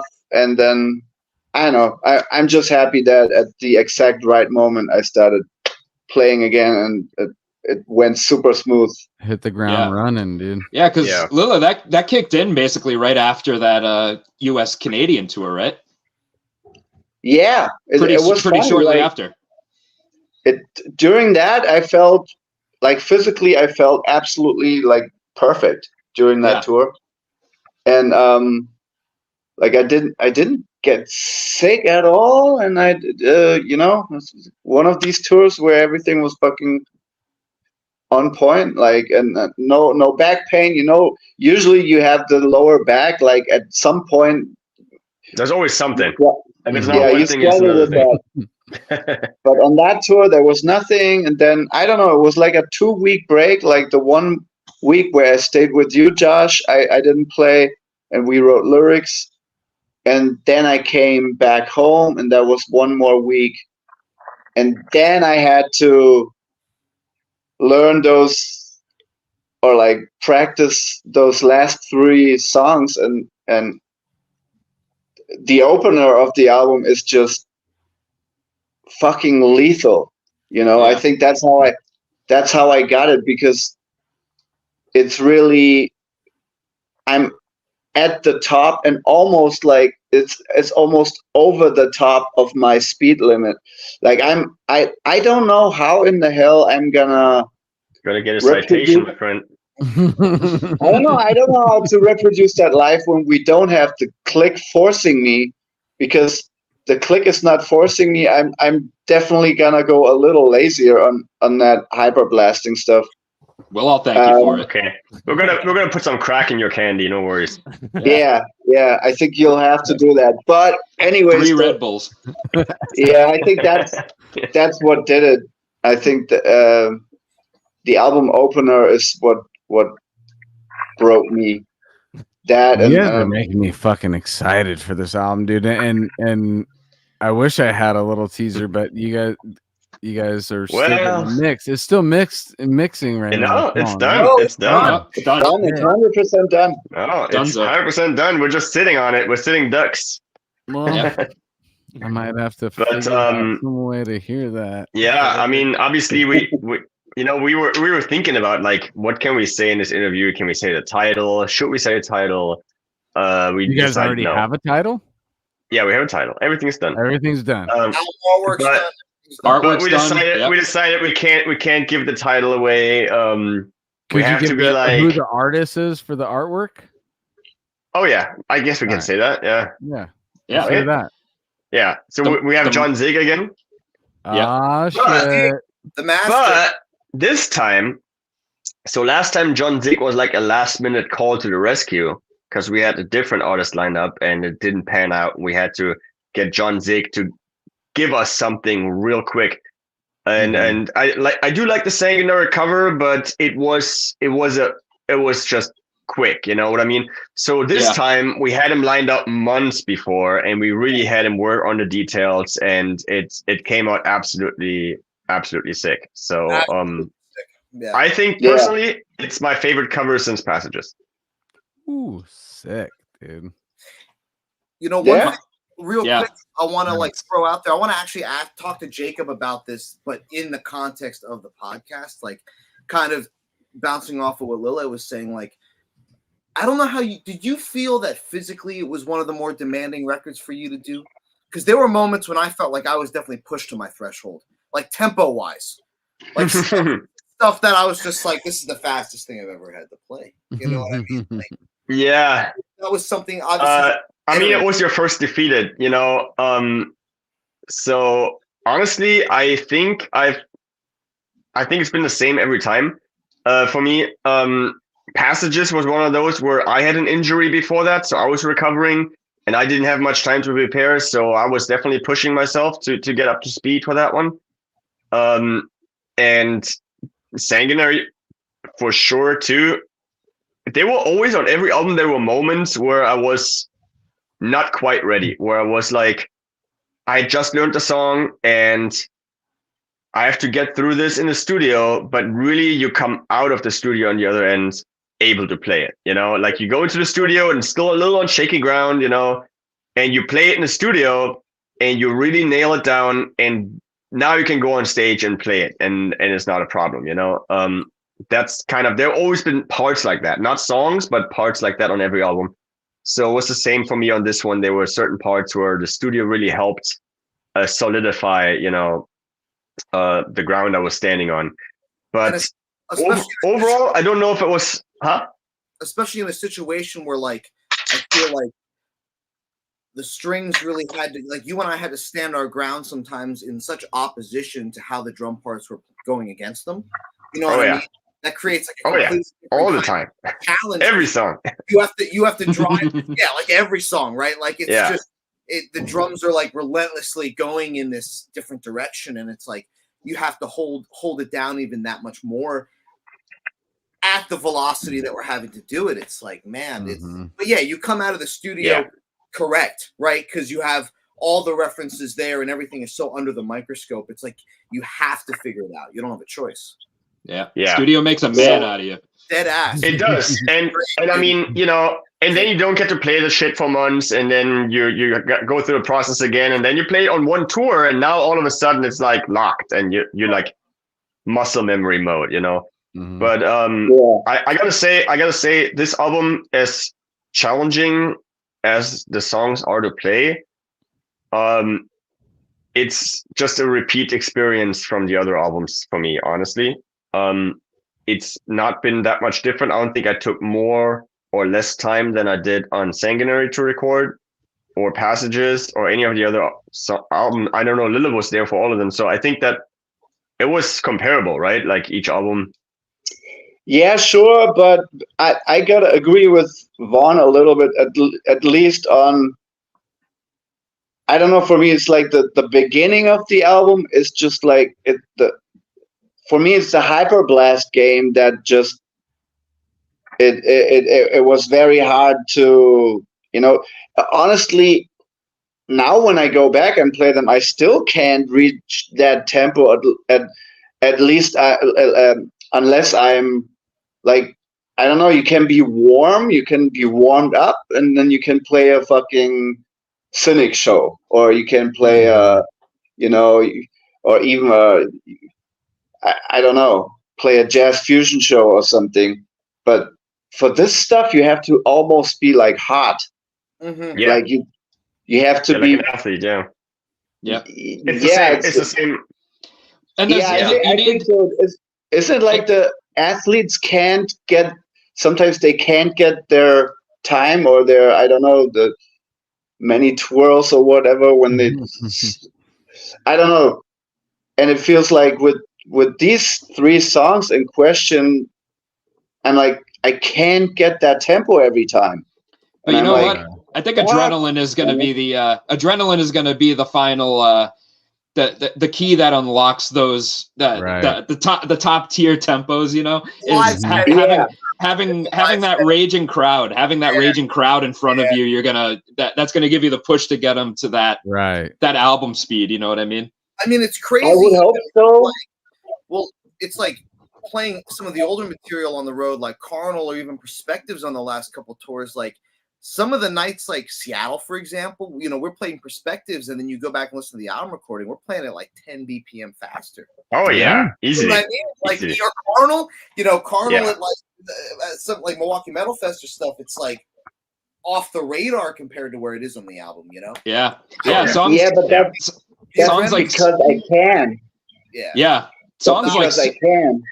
Songs like Suti, for example, Lila just punishes us every night we play that live, because you just play it so goddamn. You play that song so goddamn fast every night live. It's like inhuman how fast you play that song. Because I can. But with those new songs, it's like I think getting to the album tempo will be. I mean, I will get probably just to the album tempo if I'm on fucking adrenaline, you know. The thing about it is too, it's like with the new material, it's like the shit's stupid fast, but also the metrics are way more dense than say Sati. You know what I mean? Yeah, Sati is a piece of cake comparison. Yeah, like it's a walk in the park. You got the tempo's going, but the riff structures and the metrics and all the modulations against that at those BPMs, it's just like, come on. Yeah. And I think Joseph and Casey can both attest to this. When we follow you guys as the drummers, and you guys start out and you start playing, and that adrenaline gets going, and all of a sudden it is 15, 20 beats faster per minute than the album or how we've been doing it in the studio, and we got to roll with it. And then, but then we realize we all can do it at that speed. Yeah. Because the adrenaline kicks in for everyone. Yeah. Even though it's not the preferred method of expressing the art at that moment for us, we all have to be like, all right, we're doing it. And we all execute it, and we do it, and we get to the end, and we're like, oh, we did it. But Casey or Troy or Lila, slow down, dude. Yeah. For the next like one. The train's leaving the station, you got to jump on, you know? Yeah. That's true. It is actually, yeah. It's a train that just keeps going after a while, What- and you just got to stay on. What is the fastest and longest hyperblast or like speed kind of geek moment in Defeated Sanity? I always thought it was the title track of the first album, but the re-recording for Psalms. Yeah. That's pretty fucking fast on the snare at that one section. Yeah, I remember that part I was proud of it because there was a section where I was actually blasting with like hyper blasting with two hands when I'm going on the ride there. But I don't think that would be particularly inhuman for me to play now. What about perspectives though? Yeah, perspectives was that's one of perspectives those. was challenging, and it was challenging to a point that now I'm starting to play that with a slow gravity blast. So like that's my newest fucking discovery where I was trying to do the fucking hyper thing for a long time, and I fucking love people that can do hyper. I don't know how they do it. I do it my way, but anyways, I started just going with a very slow and very powerful gravity blast, which I think is a thing is my thing now, and it saves so much energy. And on the new album, those slow gravity blasts, if you like, they sound like the sickest hyper blasts you've ever heard, and they go on forever because I don't know, somehow I found a way to really hit that shit hard, like because it's basically an arm movement. And somehow I made it extremely powerful, so it's like whereas like in the back, like with perspectives, I started like applying that because I was like, oh, these fucking hypers, I can't fucking do it. And now I'm just sitting there. I mean, I'm still like, you know, struggling because I know like this can't be no fucking pussy shit, you know. It's gotta sound as brutal as possible. But in general, it's just like it saves a lot of energy. So that's kind of my it became my thing, you know, to start with the slow gravity blast. But yeah, Prospectus definitely one of the sickest ones. There's also like I think the Purging. There's like a triplety like hyper blast that I don't know if I can still do it now. It's like it starts with the normal blast first, and then goes like on the Purging. It's the beginning of the Purging where it's like starts with the normal blast and then gets into a fucking hyper. I don't know if I can still do that. Honestly, you can, dude. If you worked on it enough, you get there again. Come on, I now. know. Maybe you have to put it back into the set. I mean, drumming. It's always necessity that is the mother of invention, right? Yeah. Yes. Totally. That's one of the few. I love That's that. one of the. I love That's that one of the few statement. songs I haven't played live. The Purging. Oh, Yeah. shit. We haven't played that since Connie. Yeah. It's one of the few I haven't played live. Yeah. So we've got the tab. Yeah. So all right. So everybody's excited about it. Keep seeing people saying, dude, this is exciting. Everybody's so geeked out on it. Like, when is this gonna see the light of day, and when can I hear it? Maybe answer the second question post pod. Well, hang on. So I think that if I can say it, I think it's gonna be October. It's gonna be quite a wait. Yeah. But I just was asking the label in an email today about an update on that. So I hope it's maybe a little sooner. But that was the original timeline. Why does it take that long? I don't know. They have a backlog, I guess, of a lot of releases that come out. Obviously, they do need some time to manufacture and do all that stuff. There's always like that 4 month window or so, to do that if you're with a label like that. But then on top of that, there's a backlog. And so anyway, the original timeline was October. We delivered on time. I think we delivered actually before, like sooner than we said we would deliver. So there might be a chance. I'm proud. Yeah, there might be a chance that maybe it gets pushed forward by a little bit. Yeah. But yeah, I'm waiting on an answer on that. Obviously, there's gonna be at least one track available like way before that, whenever the pre-orders kick off, which is usually like 3 months or so before the release. So by the summertime, there's going to be at least one track, and then soon after a second track, and then eventually a third track available before the album finally drops. But yeah, it's going to be a little bit of a wait, unfortunately. Yeah, I mean that's kind of it's par for the course now, dude. It does seem longer behind the scenes. It didn't seem like it was. I mean, it was still a long time, but I think after, I mean, we keep mentioning the P word in this. We're getting set back in the algorithm. I'm sure for how many times we said pandemic, but whatever, dude. But that is the cause of it all. Like now all the businesses are still, trying to recoup. Fuck the corporations, dude. We're talking about the small businesses in the underground death metal scene. Imagine what kind of impact all those record labels, which, as the artist, we still get shafted, but that's a different conversation. I'm just saying that's our outlets to get our art out to the world. Then they get hit by that, and now it's all trying to bounce back and keep it going, and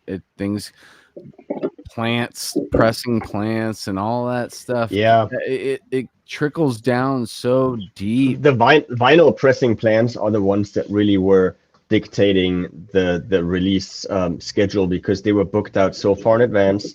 And if you want to have the vinyl ready on release day, which, vinyl is nowadays the most important medium, almost more important than CD.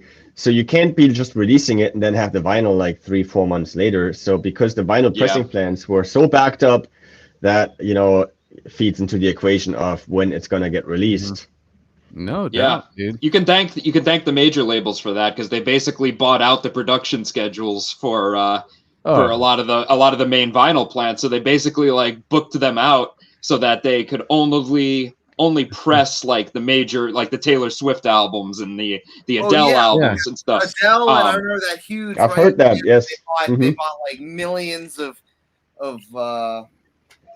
So they basically monopolized all of vinyl pressing. Dude, I was just about to say we never stopped playing Monopoly. The pandemic was just a new thing that was introduced into the game of Monopoly. That was pretty much. It was just like everybody's waiting. It was like a horse race waiting for as soon as they can get back in there. And of course the bigger bucks are gonna catch first in the line. Well, we're in another. Oh, sorry, you go. No, I don't know if you were still on the topic, but with the vinyl pressing, particularly, that's a lot of the vinyl pressing plants have shut down when vinyl became unpopular, and now there's just not enough capacity. That's all I want to say. Because vinyl has made such a resurgence so quickly that, one, like you said, there's not enough vinyl plants to be able to keep up with that kind of production, and two, the major labels are all over it because it makes money again. Makes a lot of money because people want vinyl. People for some reason want vinyl again. The thing that we stopped making years ago is, we got to get back on that, dude. Yeah, exactly. If the major labels can make money, they're gonna absolutely take advantage of it. Why is it the high definition physical media? Somebody explain that to me right now. I'm sure it's been explained to me many times on the show, but I want it freshly put in my brain. You're asking why vinyl is high definition? Why is it? No, I know why there are collectors and they got to get the 180 gram best fucking needle on the planet, you know, like, and the best speaker, all that stuff. But why is it that this physical, like vinyl or plastic, the grooves in there and that needle following those grooves is more high definition than other physical media like CDs or other stuff? Well, I can explain on that if you want me to Please, get really dude, nerdy. That's exactly, yeah. I mean, get nerdy. First of all, the material is more durable than like a CD material. So a vinyl, if you treat it right, will last hundreds of years. You know, that's just material doesn't decay the same as like a CD decays. That's one thing. That doesn't matter if, you know, you can still listen to a CD probably as long as you're alive. So that's not really a thing. But the other thing is that simply it's analog versus digital. It's the analog versus digital debate where vinyl is analog, and analog by nature has infinite resolution, and digital, it comes down to bits, right, and to bit rate and a bit depth, and so it's chopped up, and therefore the resolution is, you know, it's basically like quantizing. You know, you have a drummer, and then you're quantizing a drummer, and suddenly it's on a grid, you know, and you're chopping it up and putting it on the grid, so you're altering it. I mean, obviously, it's such a high frequency, most people wouldn't be able to tell the difference, but some audiophile people would be like, yo, I can definitely tell. So that's mostly the debates. One's analog and one's digital. I mean, the fidelity. I listen to music on YouTube, bro. I just trip on the needle following a plane in a slow spiral of various depths. Yeah. That as that needle follows the depths of those valleys, like I feel you. It's out for sure. I attribute it to being on magic. I attribute it to being on the Star Wars Star Tours ride at Disneyland, where there's that moment where you go down into the crevice of the fucking Empire's ship, and you're going through all these various like obstructions to get up and over, under, and things are shooting at you, and I'm like, that's a fucking needle going through the record right now, dude. Yeah. And when that's happening, I understand. I understand the physical aspect of it, and it's all vibration. But why is it my voice in is that crazy, man? Crevices, dude. It's fucking crazy. My voice is in those crevices. Your voice, Josh, is in those crevices. Vaughn, your strings, Lila, all your fucking drums. Jacob, you're fucking. Fuck yeah, man! I don't have to be high to appreciate this right now. Yeah, 100%. I know what you mean. Lila is the best proxy high I've ever been around. Like, Lila will literally, if one or two people around is drunk or stoned on the road, like, Lila's like a sponge. Like, he'll be the first to absorb it. You know what I mean? Like, but not only that, aside from what I'm on, that's a fucking psychedelic thought. Of course, right there, no. Yeah. You know, I can only speak for like the guys like Josh and me, audio engineers, right? We it's like the fascination is still real, but because we've been like going to the depth of what makes this actually work, I'm not gonna say lost a little bit of that magic, but you know, it's like, yo, Jacob, now imagine someone didn't invent it. Could you? Fuck no. Of course. That's what I'm saying. There's some fucking we're all dumb. Well, you know people who that invented was? that so shit. dumb, dude. So it was Mr. Those are Thomas the big Edison. Fucking figures Thomas in Edison humanity. on the Thomas Edison was on the what do they call it? A gramophone? No, yeah, well, or no, a phonograph. A phonograph. It was a phonograph with the tubes, right? Yeah. The little tubes, and the grooves were circularly, cut into the tubes.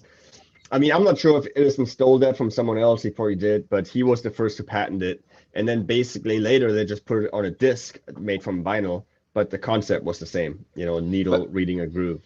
You know what? I'm waiting. Fuck vinyl. I'm waiting for wax cylinder recordings to be back in. You still didn't. That's it. A wax cylinder. That's what I'm talking about. Oh yeah. That came later. The groove, though. Nope. You didn't explain the groove and why my voice or your bass is on it, though. Well, okay. So, all right. Well, here's the thing. Have you seen a waveform before? Yes. It's that. So is that literally it? When I'm watching Ableton, when I'm watching Ableton, literally a waveform. It's literally a waveform. The needle is reading the waveform in the groove. Yep, okay. and it's translating it into electrical current.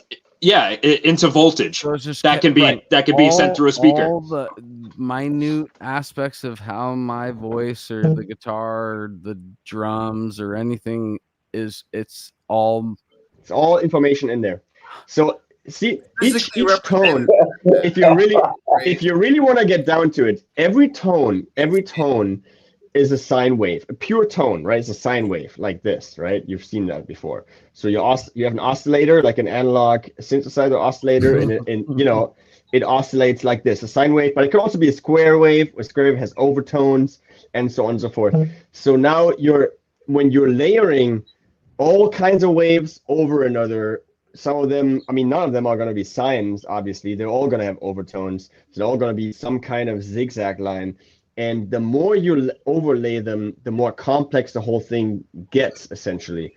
And that can be read. And, it's like the needle jumps up and down in so many ways at the same time. It reads the frequency that's maybe 50 hertz. At the same time, it reads the frequency that's 1200 hertz and one that's 16,000 hertz, all at the same time. So it's not going like this or like this or like this. It goes like this 360 degree. It's everything all at the same time. Mm-hmm. Yeah. So that's that, and it's a complex product, complex frequency product. Yeah, dude. And the highest fidelity as far as physical representation. Right now, it's insane. We're a bunch of apes trying to define sound right now, live on this podcast. Yeah, I got and how it's recorded, frozen in time on a physical piece of plastic, and you still, no matter what, it's fucking fascinating. But it's like also worth it to get to the depth of how it works, because you can really see what like MP3 does to it. First of all, with digitalization, quantization, is that the word, Josh? Quantizing does to it, and then obviously MP3 compression and all that, and how really the analog wave is just the purest, and like the analog product, like a vinyl, is just the purest, most unaltered version of it, if it was recorded on tape, obviously. Because if you record it digitally and then you just master it and press it on vinyl, there could be an argument why that would be better. But if it was produced analog from front to back, then it's undeniably the most faithful product is to have it on vinyl. I dig the idea of thinking about the Voyager flying through space right now with the gold record, with all the vibrations that you're just talking about right now, with all the fun songs that we tried to send into space and see if we did. Aliens will fucking be like, dude, we're fucking cool. Johnny Be Good. Did they put Johnny Be Good on there? They totally have Johnny Be Good on that record, dude. Look it up, dude. Is it the Voyager, or is it? No, it's not. Yeah, it was one of the both of them. There's two of them. I think one of them actually we just lost contact. Yeah, one of them is like beyond the what we can communicate with. But it has physical. And little drawings. It has little drawings of humans too, and our solar systems on there, I think. Yep. It's pretty interesting. Carl Sagan shit, yeah. Wow. All right.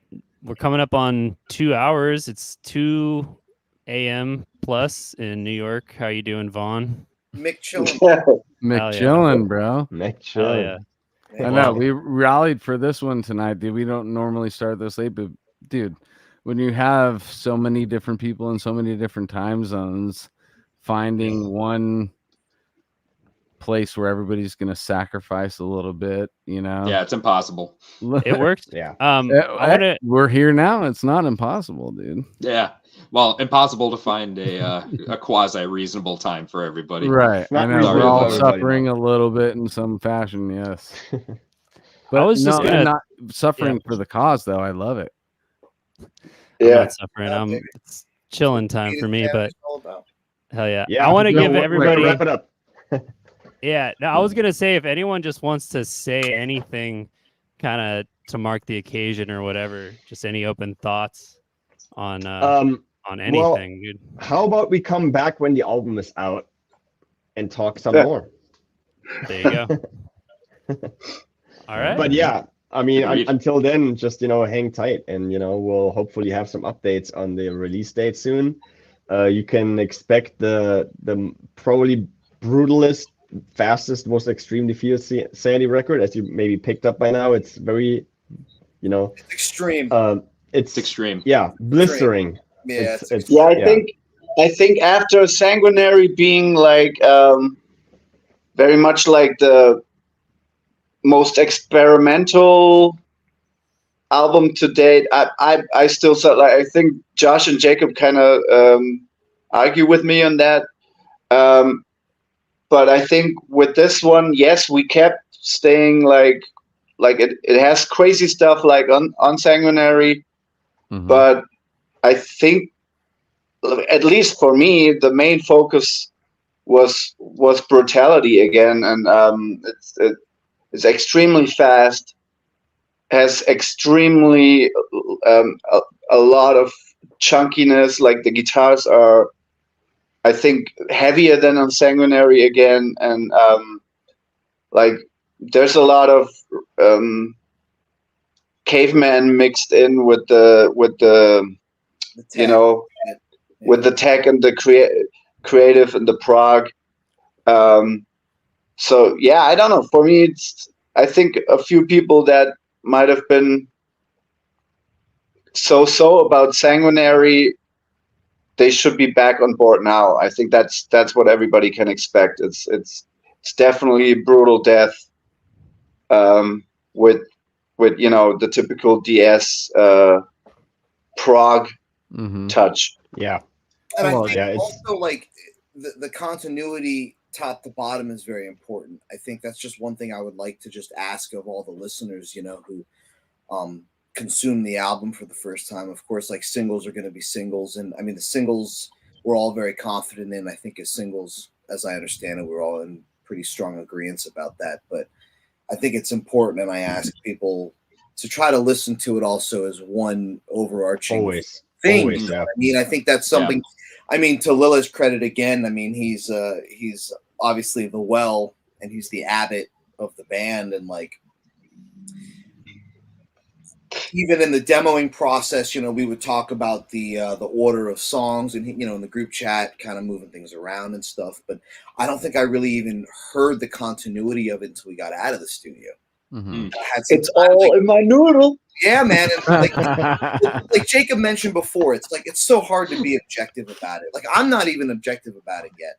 I don't think I'm going to have an objective understanding of how this music is going to be interpreted by people for years to come. I think maybe everyone in the band probably shares a little bit of that, imagine, but one thing I can say is I have heard and would really like to encourage people to try to experience it as one overarching body of work as well. I think because the continuity that Lille put together and how the songs blend, and even what we did with interlude sections, and there's a vision and samples. Yeah, so what I take away, Vaughn, is that I think you're really stoked on your performance on this record, dude. I think well, I'm not gonna go on the record. No, hey. I don't know. Let me finish. Because I was gonna say, I think you're stoked, but I think that this is your first like real representation of yourself as an artist in death metal, right? Yeah, 1,000%. Yeah. So you're hoping that your execution and ability is going to show in the record. And I just want to say, dude, that if you were signed on to the list of people that's in this band right now, dude, you're already fucking sick, dude. So just know that I fully 100% know that your performance on this album is gonna blow my mind, dude. I mean, I appreciate that, Anthony. Obviously, I just want to give you a little. Throughout the episode, I just want to know that I can tell that you're just a little. I want you to know that I guarantee you fucking did it, dude. You're gonna fucking blow my mind, dude. That, okay, thank you, bro. I know. And he did. You know, at the end of the day, and we talk about it even within the band. It's like my whole thing was trying to make it go again, but it's not going. It's like as long as my peers within the notion, fuck yeah, Jacob. Well, that exactly, dude. As long as I'm getting that energy from Jake, Lila, and Josh, then it's like, bro. Then it doesn't really even matter. You know what I mean? Like at the end, that's where it all starts. That's where it all starts. It's like you first, and then your bandmates, and then everything else after that, dude. It's just you put it out into the world, and then that's that, dude. Yes, and it's already. I mean, we had trolls in the chat tonight, bro. Probably talking shit about me, dude. Like literally, you just gotta fucking block that shit out, and you just gotta do it, dude. And I know you did it, dude. Well, I know you did it, dude. We'll see what the. No, we won't see. How do you feel, man? How do you feel? How do I feel? Yeah. Give me the real deal. How do you feel about your execution on this album? You know, I mean, I will say first and foremost, I gave it 150%. I don't know if the guys would contest that. That's fucking it, dude. The boys wouldn't contest that because yes, they were you there. did. Absolutely, you did.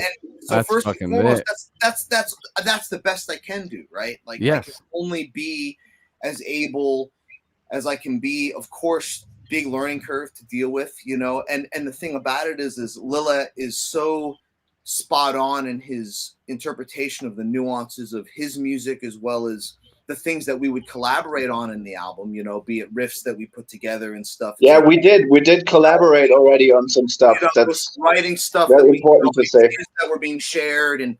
But all of that being said, it's like, you know, pretty steep hill to climb. And obviously, you know, I mean, look at the roster of people that have come before me. I mean, it's tough because I still find myself listening to Christian's performances and being like, man, there's that magic, right? And I know that there's going to be a lot of people who are going to be married to that always. And fuck them then if they've talked shit about you. I mean, I'm just saying, I know you're gonna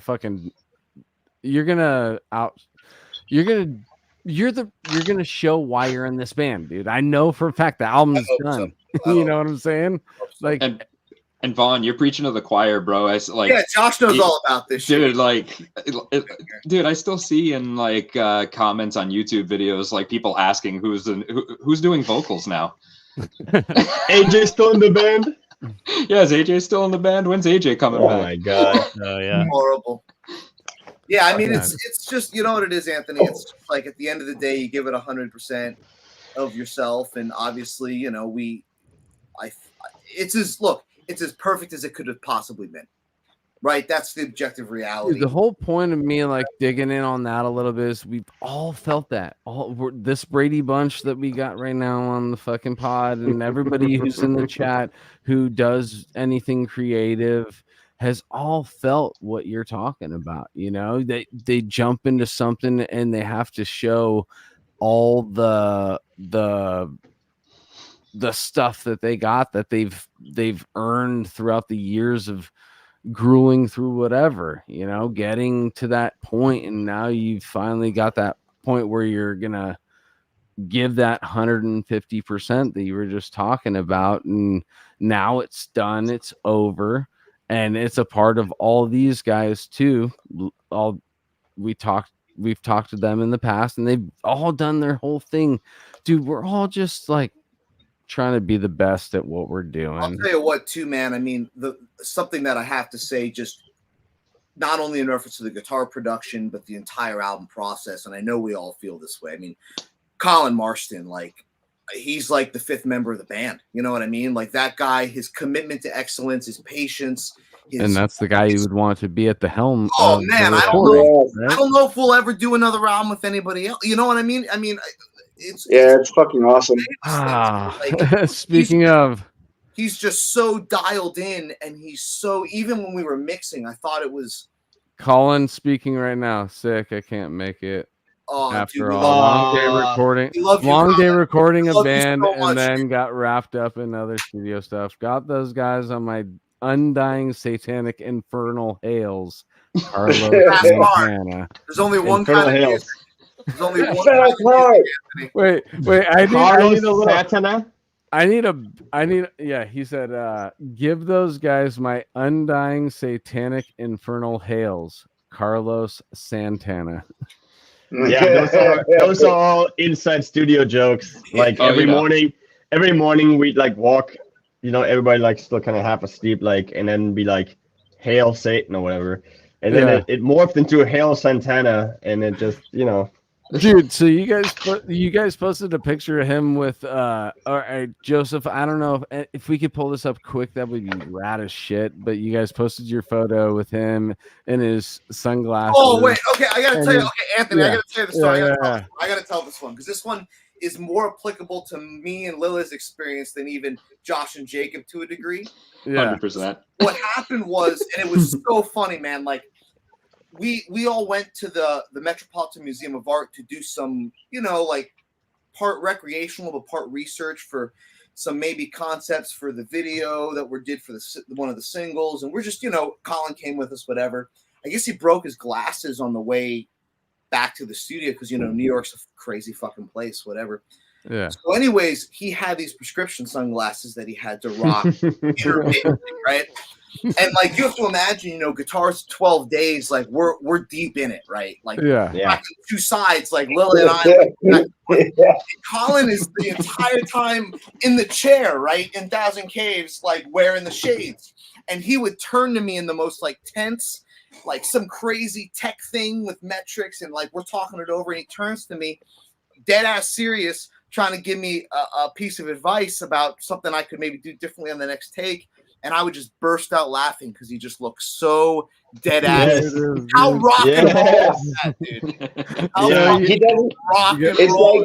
It seems cheesy, but he just gives you like advice like he always would, but it gets colored by these fucking sunglasses. We were just all burst out laughing, like the three of us, right, Lila? You just had to laugh. It was like 2 weeks before he got his prescription glasses back, and like a new pair. Every day, all day. For 2 weeks. The aviators, the warshipes, My fucked up brain immediately thought of, and I love you, Colin. You don't look like a corpse, but Gigi Allen dying and people taking pictures around him, and he's wearing sunglasses. I thought you were gonna say Weekend at Bernie's, but that works. Gigi Allen's open casket funeral where he's like in his underwear but with a leather jacket and sunglasses on. And it's literally just the sunglasses, Colin. I swear, dude. It's just you guys are surrounding this guy sitting in a chair with sunglasses on. I just immediately that was the vibe of the record, though. that was the vibe of the session. Like that's what he looked like. Dude. You know what I mean? Like it was sick as fuck. No, dude. I would have. It sounds like a great experience, dude. I'd love to work with Colin in some fashion with some recording. Yeah, man. Very much recommended. If anybody, upon hearing this album, has anything positive to say about the guitar performance, I can't overstate enough the fact that like I put so much of that on working with Colin and what he did to the guitar tone, even before we recorded a note. Just how it was recording with him and Lila, and like, I mean, that dude's a godsend, man. I mean, oh yeah, dude. Yeah. There's a reason why his name is reverberating through the scene. Because Colin's also just so familiar with Defeated Sanity's music, and he knows what we're after. He knows the songs. Fucking underground, dude. Exactly. He really fucking knows, dude. And he intimately knew the songs like already because he had heard like whatever demo material we had going in and stuff. You know, him and I had always for a couple months before we do it. And he was anytime in the history of the band, save for the very first tour, which was in 2008, but anytime after 2008, we went to New York. Every time we stayed at Colin's, every time we rehearsed at Colin's, and every single time he recorded the rehearsal, and then mixed it on his own while we were on tour or back home, and then sent us the mixes. Yeah. And he's like stoked to work on our material, and is really he gets it, he gets it, and it makes things a lot easier in the studio when you don't have to explain as much. Yeah. We all talk about loving music, but that dude like mainlines that shit. How many the fucking most bands prolific is he in? person I've ever met. Yeah. He breathes it. Music. Yes. What is? I want to know what Colin does that has nothing to do with music. Drink matcha. Drink matcha tea. And smoke weed.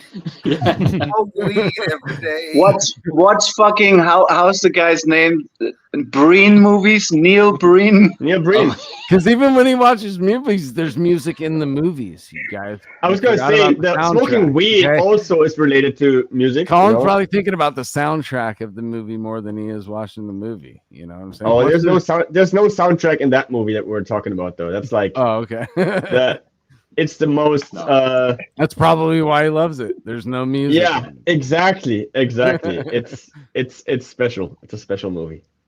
That's right. Wait, say it again because I probably talked over it. It's called Fateful Findings by Neil Breen. It's in a category of trash movies that are so ridiculously amateurish that they're like pure gold.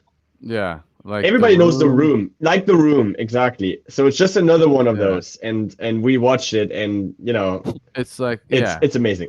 Fateful Findings. Neil Breen is the director, lead actor, brilliant. Everything. Yeah, of course. Yeah, it's great. It's great. I love it, dude.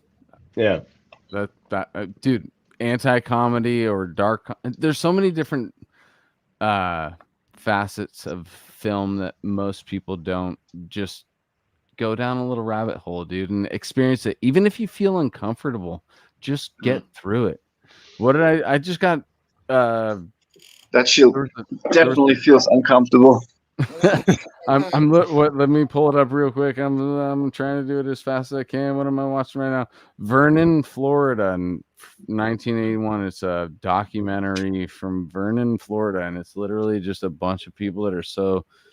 Right now, I'm halfway through it. I don't even fully know what it's about, other than a few dudes from Vernon, Florida, in 1981. One's a turkey hunter. One's a dude who sits on a bench and really doesn't have much, like, other than confusing to say. It's like these people that are in this small town in Florida, and this dude just went there and shot them. And there's this like such small town weirdness that's happening now that it's like these people are in a different reality, almost different universe, like Trailer Park Boys, kind of. Well, no, even more candid. It's not funny. It's like these are real people. It's a documentary, and they're just in this like small town, Florida, and you come to realize that it's just these guys that live in these separate realities, all in this small town that's outside of our reality. It's not like super deep like that, but this is just me getting into that like that. But it's kind of shot like Lynchian, Jodorowsky kind of esque in a way. Interesting. I don't know. I'm just getting, it's not as interesting as I'm trying to pitch it right now, but I've had You're doing a good job. And, but that's what I'm saying. I don't even know what I'm saying, actually. So we just need to move on from me talking about this. All right. Documentary. All right. Joseph wants to wrap it up. I see it. I feel like, yeah. It's been a good night. Yeah. It's been a lot of fun with you guys, and I'm really, really stoked that you guys all made it. It's been a while since we had a full band come on. You gave us a lot of just what I wanted to hear. And man, I'm thinking back to the first time I had you on. I was really nervous, and I've actually second guessed my entire like interview, if you can call it that. I'm just glad that you guys came back and that this podcast is still going, and that I don't know, we had like a lot of people watching. It's cool that everyone's hanging out, and I think everyone was really excited that you guys came on to do this with us. So amazing. Totally. Cheers to that. I mean, I had fun the first time, and we've kind of been, somewhat in touch throughout the time. It's almost been 3 years. That's what's crazy, dude. Yeah. 11 to 168. Boom. Yeah. We're still here. We're still talking about fucking death metal. We're still loving it. We're still loving you guys, and we're still loving everybody in the chat that cares about us talking about this every week. Scorpions. So I just want to run through a couple things. Josh, are you offering freelancey type, mixing, mastering, any audio stuff for clients right now? Of course. Anybody who wants mixing, mastering can always come my way. I'm trying to work with more brutal bands. So yeah, just hit me up, Facebook Messenger, whatever. I saw you did the Embodied Torment recent. Yeah, just came out 2 days ago. Yeah. Remixed that. The Brodekin album that's coming out. I mixed that one. Handful of other small things and a few projects coming up that I can't mention at the moment, but fuck, I just realized that I had some hiking and crazy places fucking questions for you, dude, and we're at the end, dude. There's always more time. Those places aren't going anywhere. I just remembered you're all crazy with that, dude, and I want to know what that's Path of the Weakening shit, you know what I'm saying? Dude, it's the Sasquatch episode. Weakening, dude. Yeah, we'll do a Sasquatch episode, but yeah, Jacob's into that stuff too. We ought to just have Josh on some week. We need to do a solo. Get into it. I want to go through the snow and see what it's like to not die out there, dude. All right. Not dying's fun. Path of the Weakening. Best part. Yeah. For sure. Lily, we've had people ask us about what's going on with Ingurgitating Oblivion. I don't actually know your relationship with that project currently. So no, this is all stuff. Fuck, man. Let's just keep talking, dude. We got 40 minutes left, dude. Yeah, I mean, we start talking about new shit. You just brought up I brought up one thing. You brought the other thing that I would want to talk to both these guys about. What are we doing here? Don't make me excited right now. Well, I can just. This is the time. I can just tell you. All right, we're chilling. I've recorded drums in 2021, and these guys are putting tons of layers on top of them and taking them off again, mixing it, sending it, remixing it, and I think they told me now they found the perfect mix. Like they mixed it at least 3 times, and it's a humongous fucking project that has like female vocals, a flute, a xylophone, marimba phone. I don't know what they like. Yeah.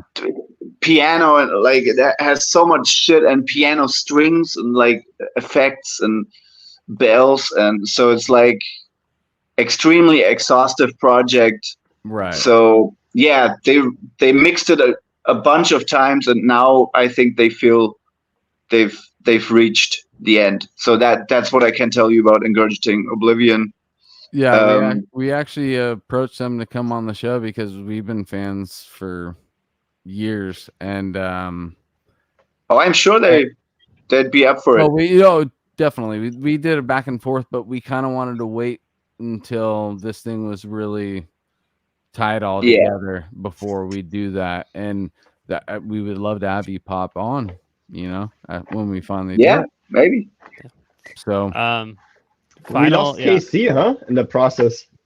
He's got to get up early for work. Yeah, he's not a late night guy. Okay. Oh shit, yeah. I feel that. Yeah. That's funny. We lost him. If you watch the episode, you'll see. I don't expect you to watch the whole thing, but we can send you the timestamps where he's a little sleepy. He's on screen. Love you, Casey. I got a couple more signing off thoughts. You guys are playing Turkey this year with Cenotaph. Yeah, dude. Mm-hmm. You guys stoked to go. Is that your first shows out there? Have you been there? No, we've been there once. Only once. And only one show. Last time was a single show in Ankara.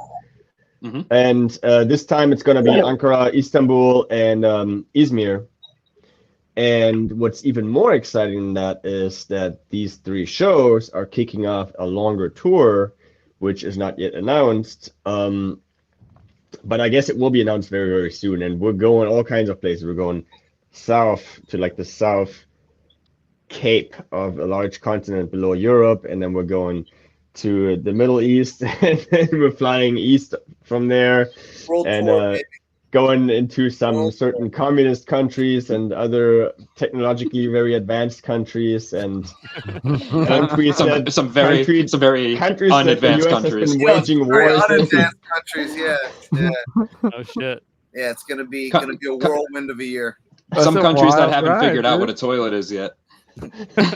Well, I mean, that's cool that Must have the caveman riffs for that. It's gonna be great. Side. It's gonna be great. I'm down with the fact that it's burrowing into those little holes and getting out to the world in those little crevices that we are. Death metal still penetrating and going further outward, and it will find its way to the people that want to discover it, dude. And I love it. There'll be a couple firsts on this tour, like at least 2 countries that we haven't been to. One of them again is like a continent we haven't been to. The other one is basically a subcontinent we haven't been to. We're completing the continent quest. It's gonna be the final continent. And yes. Nope. Nah, there's one other continent that we will never Antarctica probably doesn't count. Antarctica doesn't count. It's gonna be there. Metallica and Defeated Sanity. Exactly. That would be sick. We've already seen Cryptopsy made it into Saudi Arabia, right? Oh, Saudi Arabia. That actually happened. I was actually. We were thinking, or like our tour booker was thinking about Saudi Arabia some time ago. I was not thinking about that, my friend. Well, he was. It wasn't on the table anymore. I'm not sure why it's not on the table anymore. But before Cryptopsy went, it was on the table. Now it's not anymore. So maybe that will forever be a dream. Yeah, dude. I don't know. I don't want it to turn into a nightmare. That's for sure. Yeah. I was just rooting for Cryptopsy to get in there before Metallica, dude. Yeah. I mean, Saudi Arabia is pretty like if you play, I mean, Riyadh is the the only real city you can play there. I mean, it's strict. You have to follow their rules and shit. But other than that, it's not unsafe.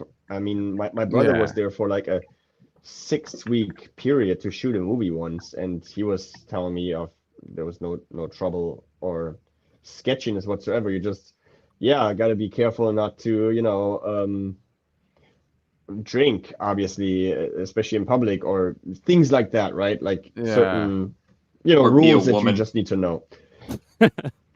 Or exactly. I mean, there's anyway, patriarchy perverse. Patriarchy perverse down there for sure. Yeah. Absolutely. Nice. For the heads, dude. Nice. But it's also worth mentioning, kind of on the same topic of shows, is that we have the one exclusive US show this year at Maryland Death Fest. Sick. Yep. Hell yeah. Very sick. Got to that will promote be that our one only, too, our only US show, dude. only North American show this year. Yeah. And I think it's a headlining set too, or I think we're playing a full set if I'm not mistaken. Right? I hope so. I haven't heard the time slot yet, but I think so. Either way, dude. Cool. MDF is a fun experience, and Defeated Sanity playing a fucking decent long set is always a plus, dude. Well, we'll be ready to rock either way. Lord knows. Yeah. No doubt, dude. Sure hope so. If we play 1 song or 10 songs, we'll see. We'll play. This is I feel like I'm not going to be able to say this with the same amount of like interest to it. The Last of Lucy were actually offered a little Cenotaph tour run leading to Maryland Death Fest. I think also Milwaukee Metal Fest. I forget exactly. Very nice. And we couldn't do it. It's just like 7 East Coast shows. We're not going to be able to afford getting out there and you got to get there. But and it's kind of wild. We're like technical death metal with mathcore. Like Cenotaph is pretty classically brutal death. So I was like, hell, I'm fucking down. Everyone knows I like the heavy stuff, but it would have been weird. I would have been super down to see how audiences react, and it would have been really fun to hang with those guys. But it probably would have been less weird than you think. Yeah, but I mean, shout out, they've been going for what, 25 years plus now? Yeah. Like really long dude. time. More, Great band now too with Matisse 96 and most definitely. guys. Yeah, he's got a Atsu's got a killer. Matisse is a shredder, dude. That cat. Oh geez. Yeah. Can't wait to play with them again, honestly. Like last time we played in Turkey was with them, and it's only like consequential that we're playing with them again in Turkey, and it's gonna be all 3 shows, Sanity and us, and just predisposition to do it with them if we're playing in Turkey. It couldn't be any better. 100%. Yeah. Totally. So cool, dude. I love hearing all these like Cenotaph was a band that I came across so long ago too, and I just love that all these bands that were active around the time I was, even though we took a break and blah blah blah. Everybody's coming back and doing the thing again, dude. Everybody still has a love for it, dude. Sick, Gasm. Yes. Yeah. Dude. Everybody's not only coming back, but contributing more elements to the scene that everybody's feeding off of and fucking doing, whatever they want with it. And I love it, dude. Yeah. Getting this absolutely. Gasm is fast as fuck, dude. Always. Mad killer.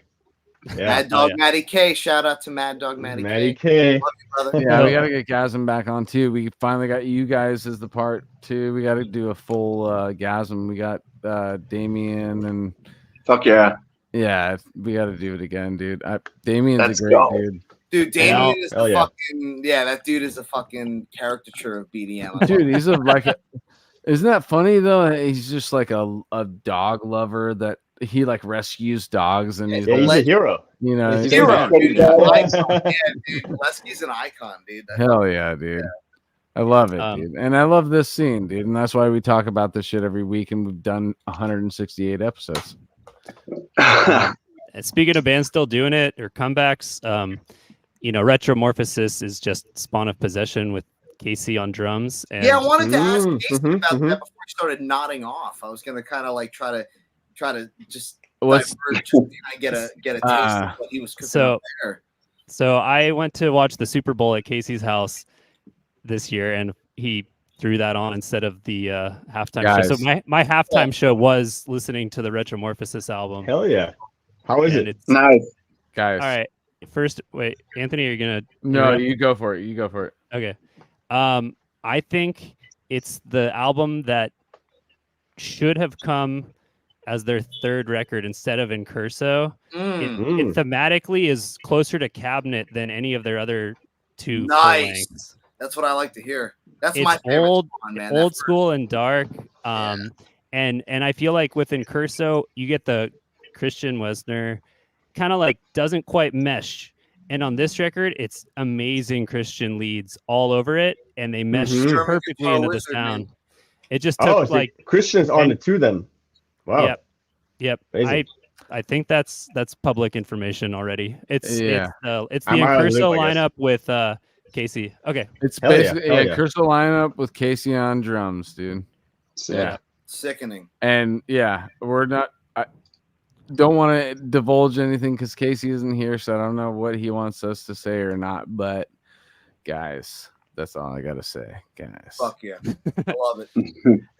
They're really back. Yeah, it's refreshing take on that group of musicians for sure.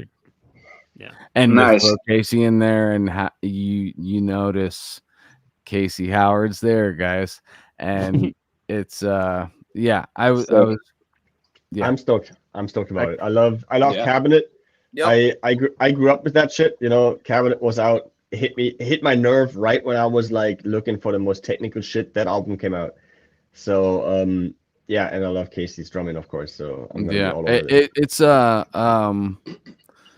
and I'm not just saying because it's my bro Casey, dude. It's a super group that definitely needed to come together, and you guys are just gonna see how that happened, you know, or not how it happened, but you're gonna see what comes out of that collision of musicians, you know.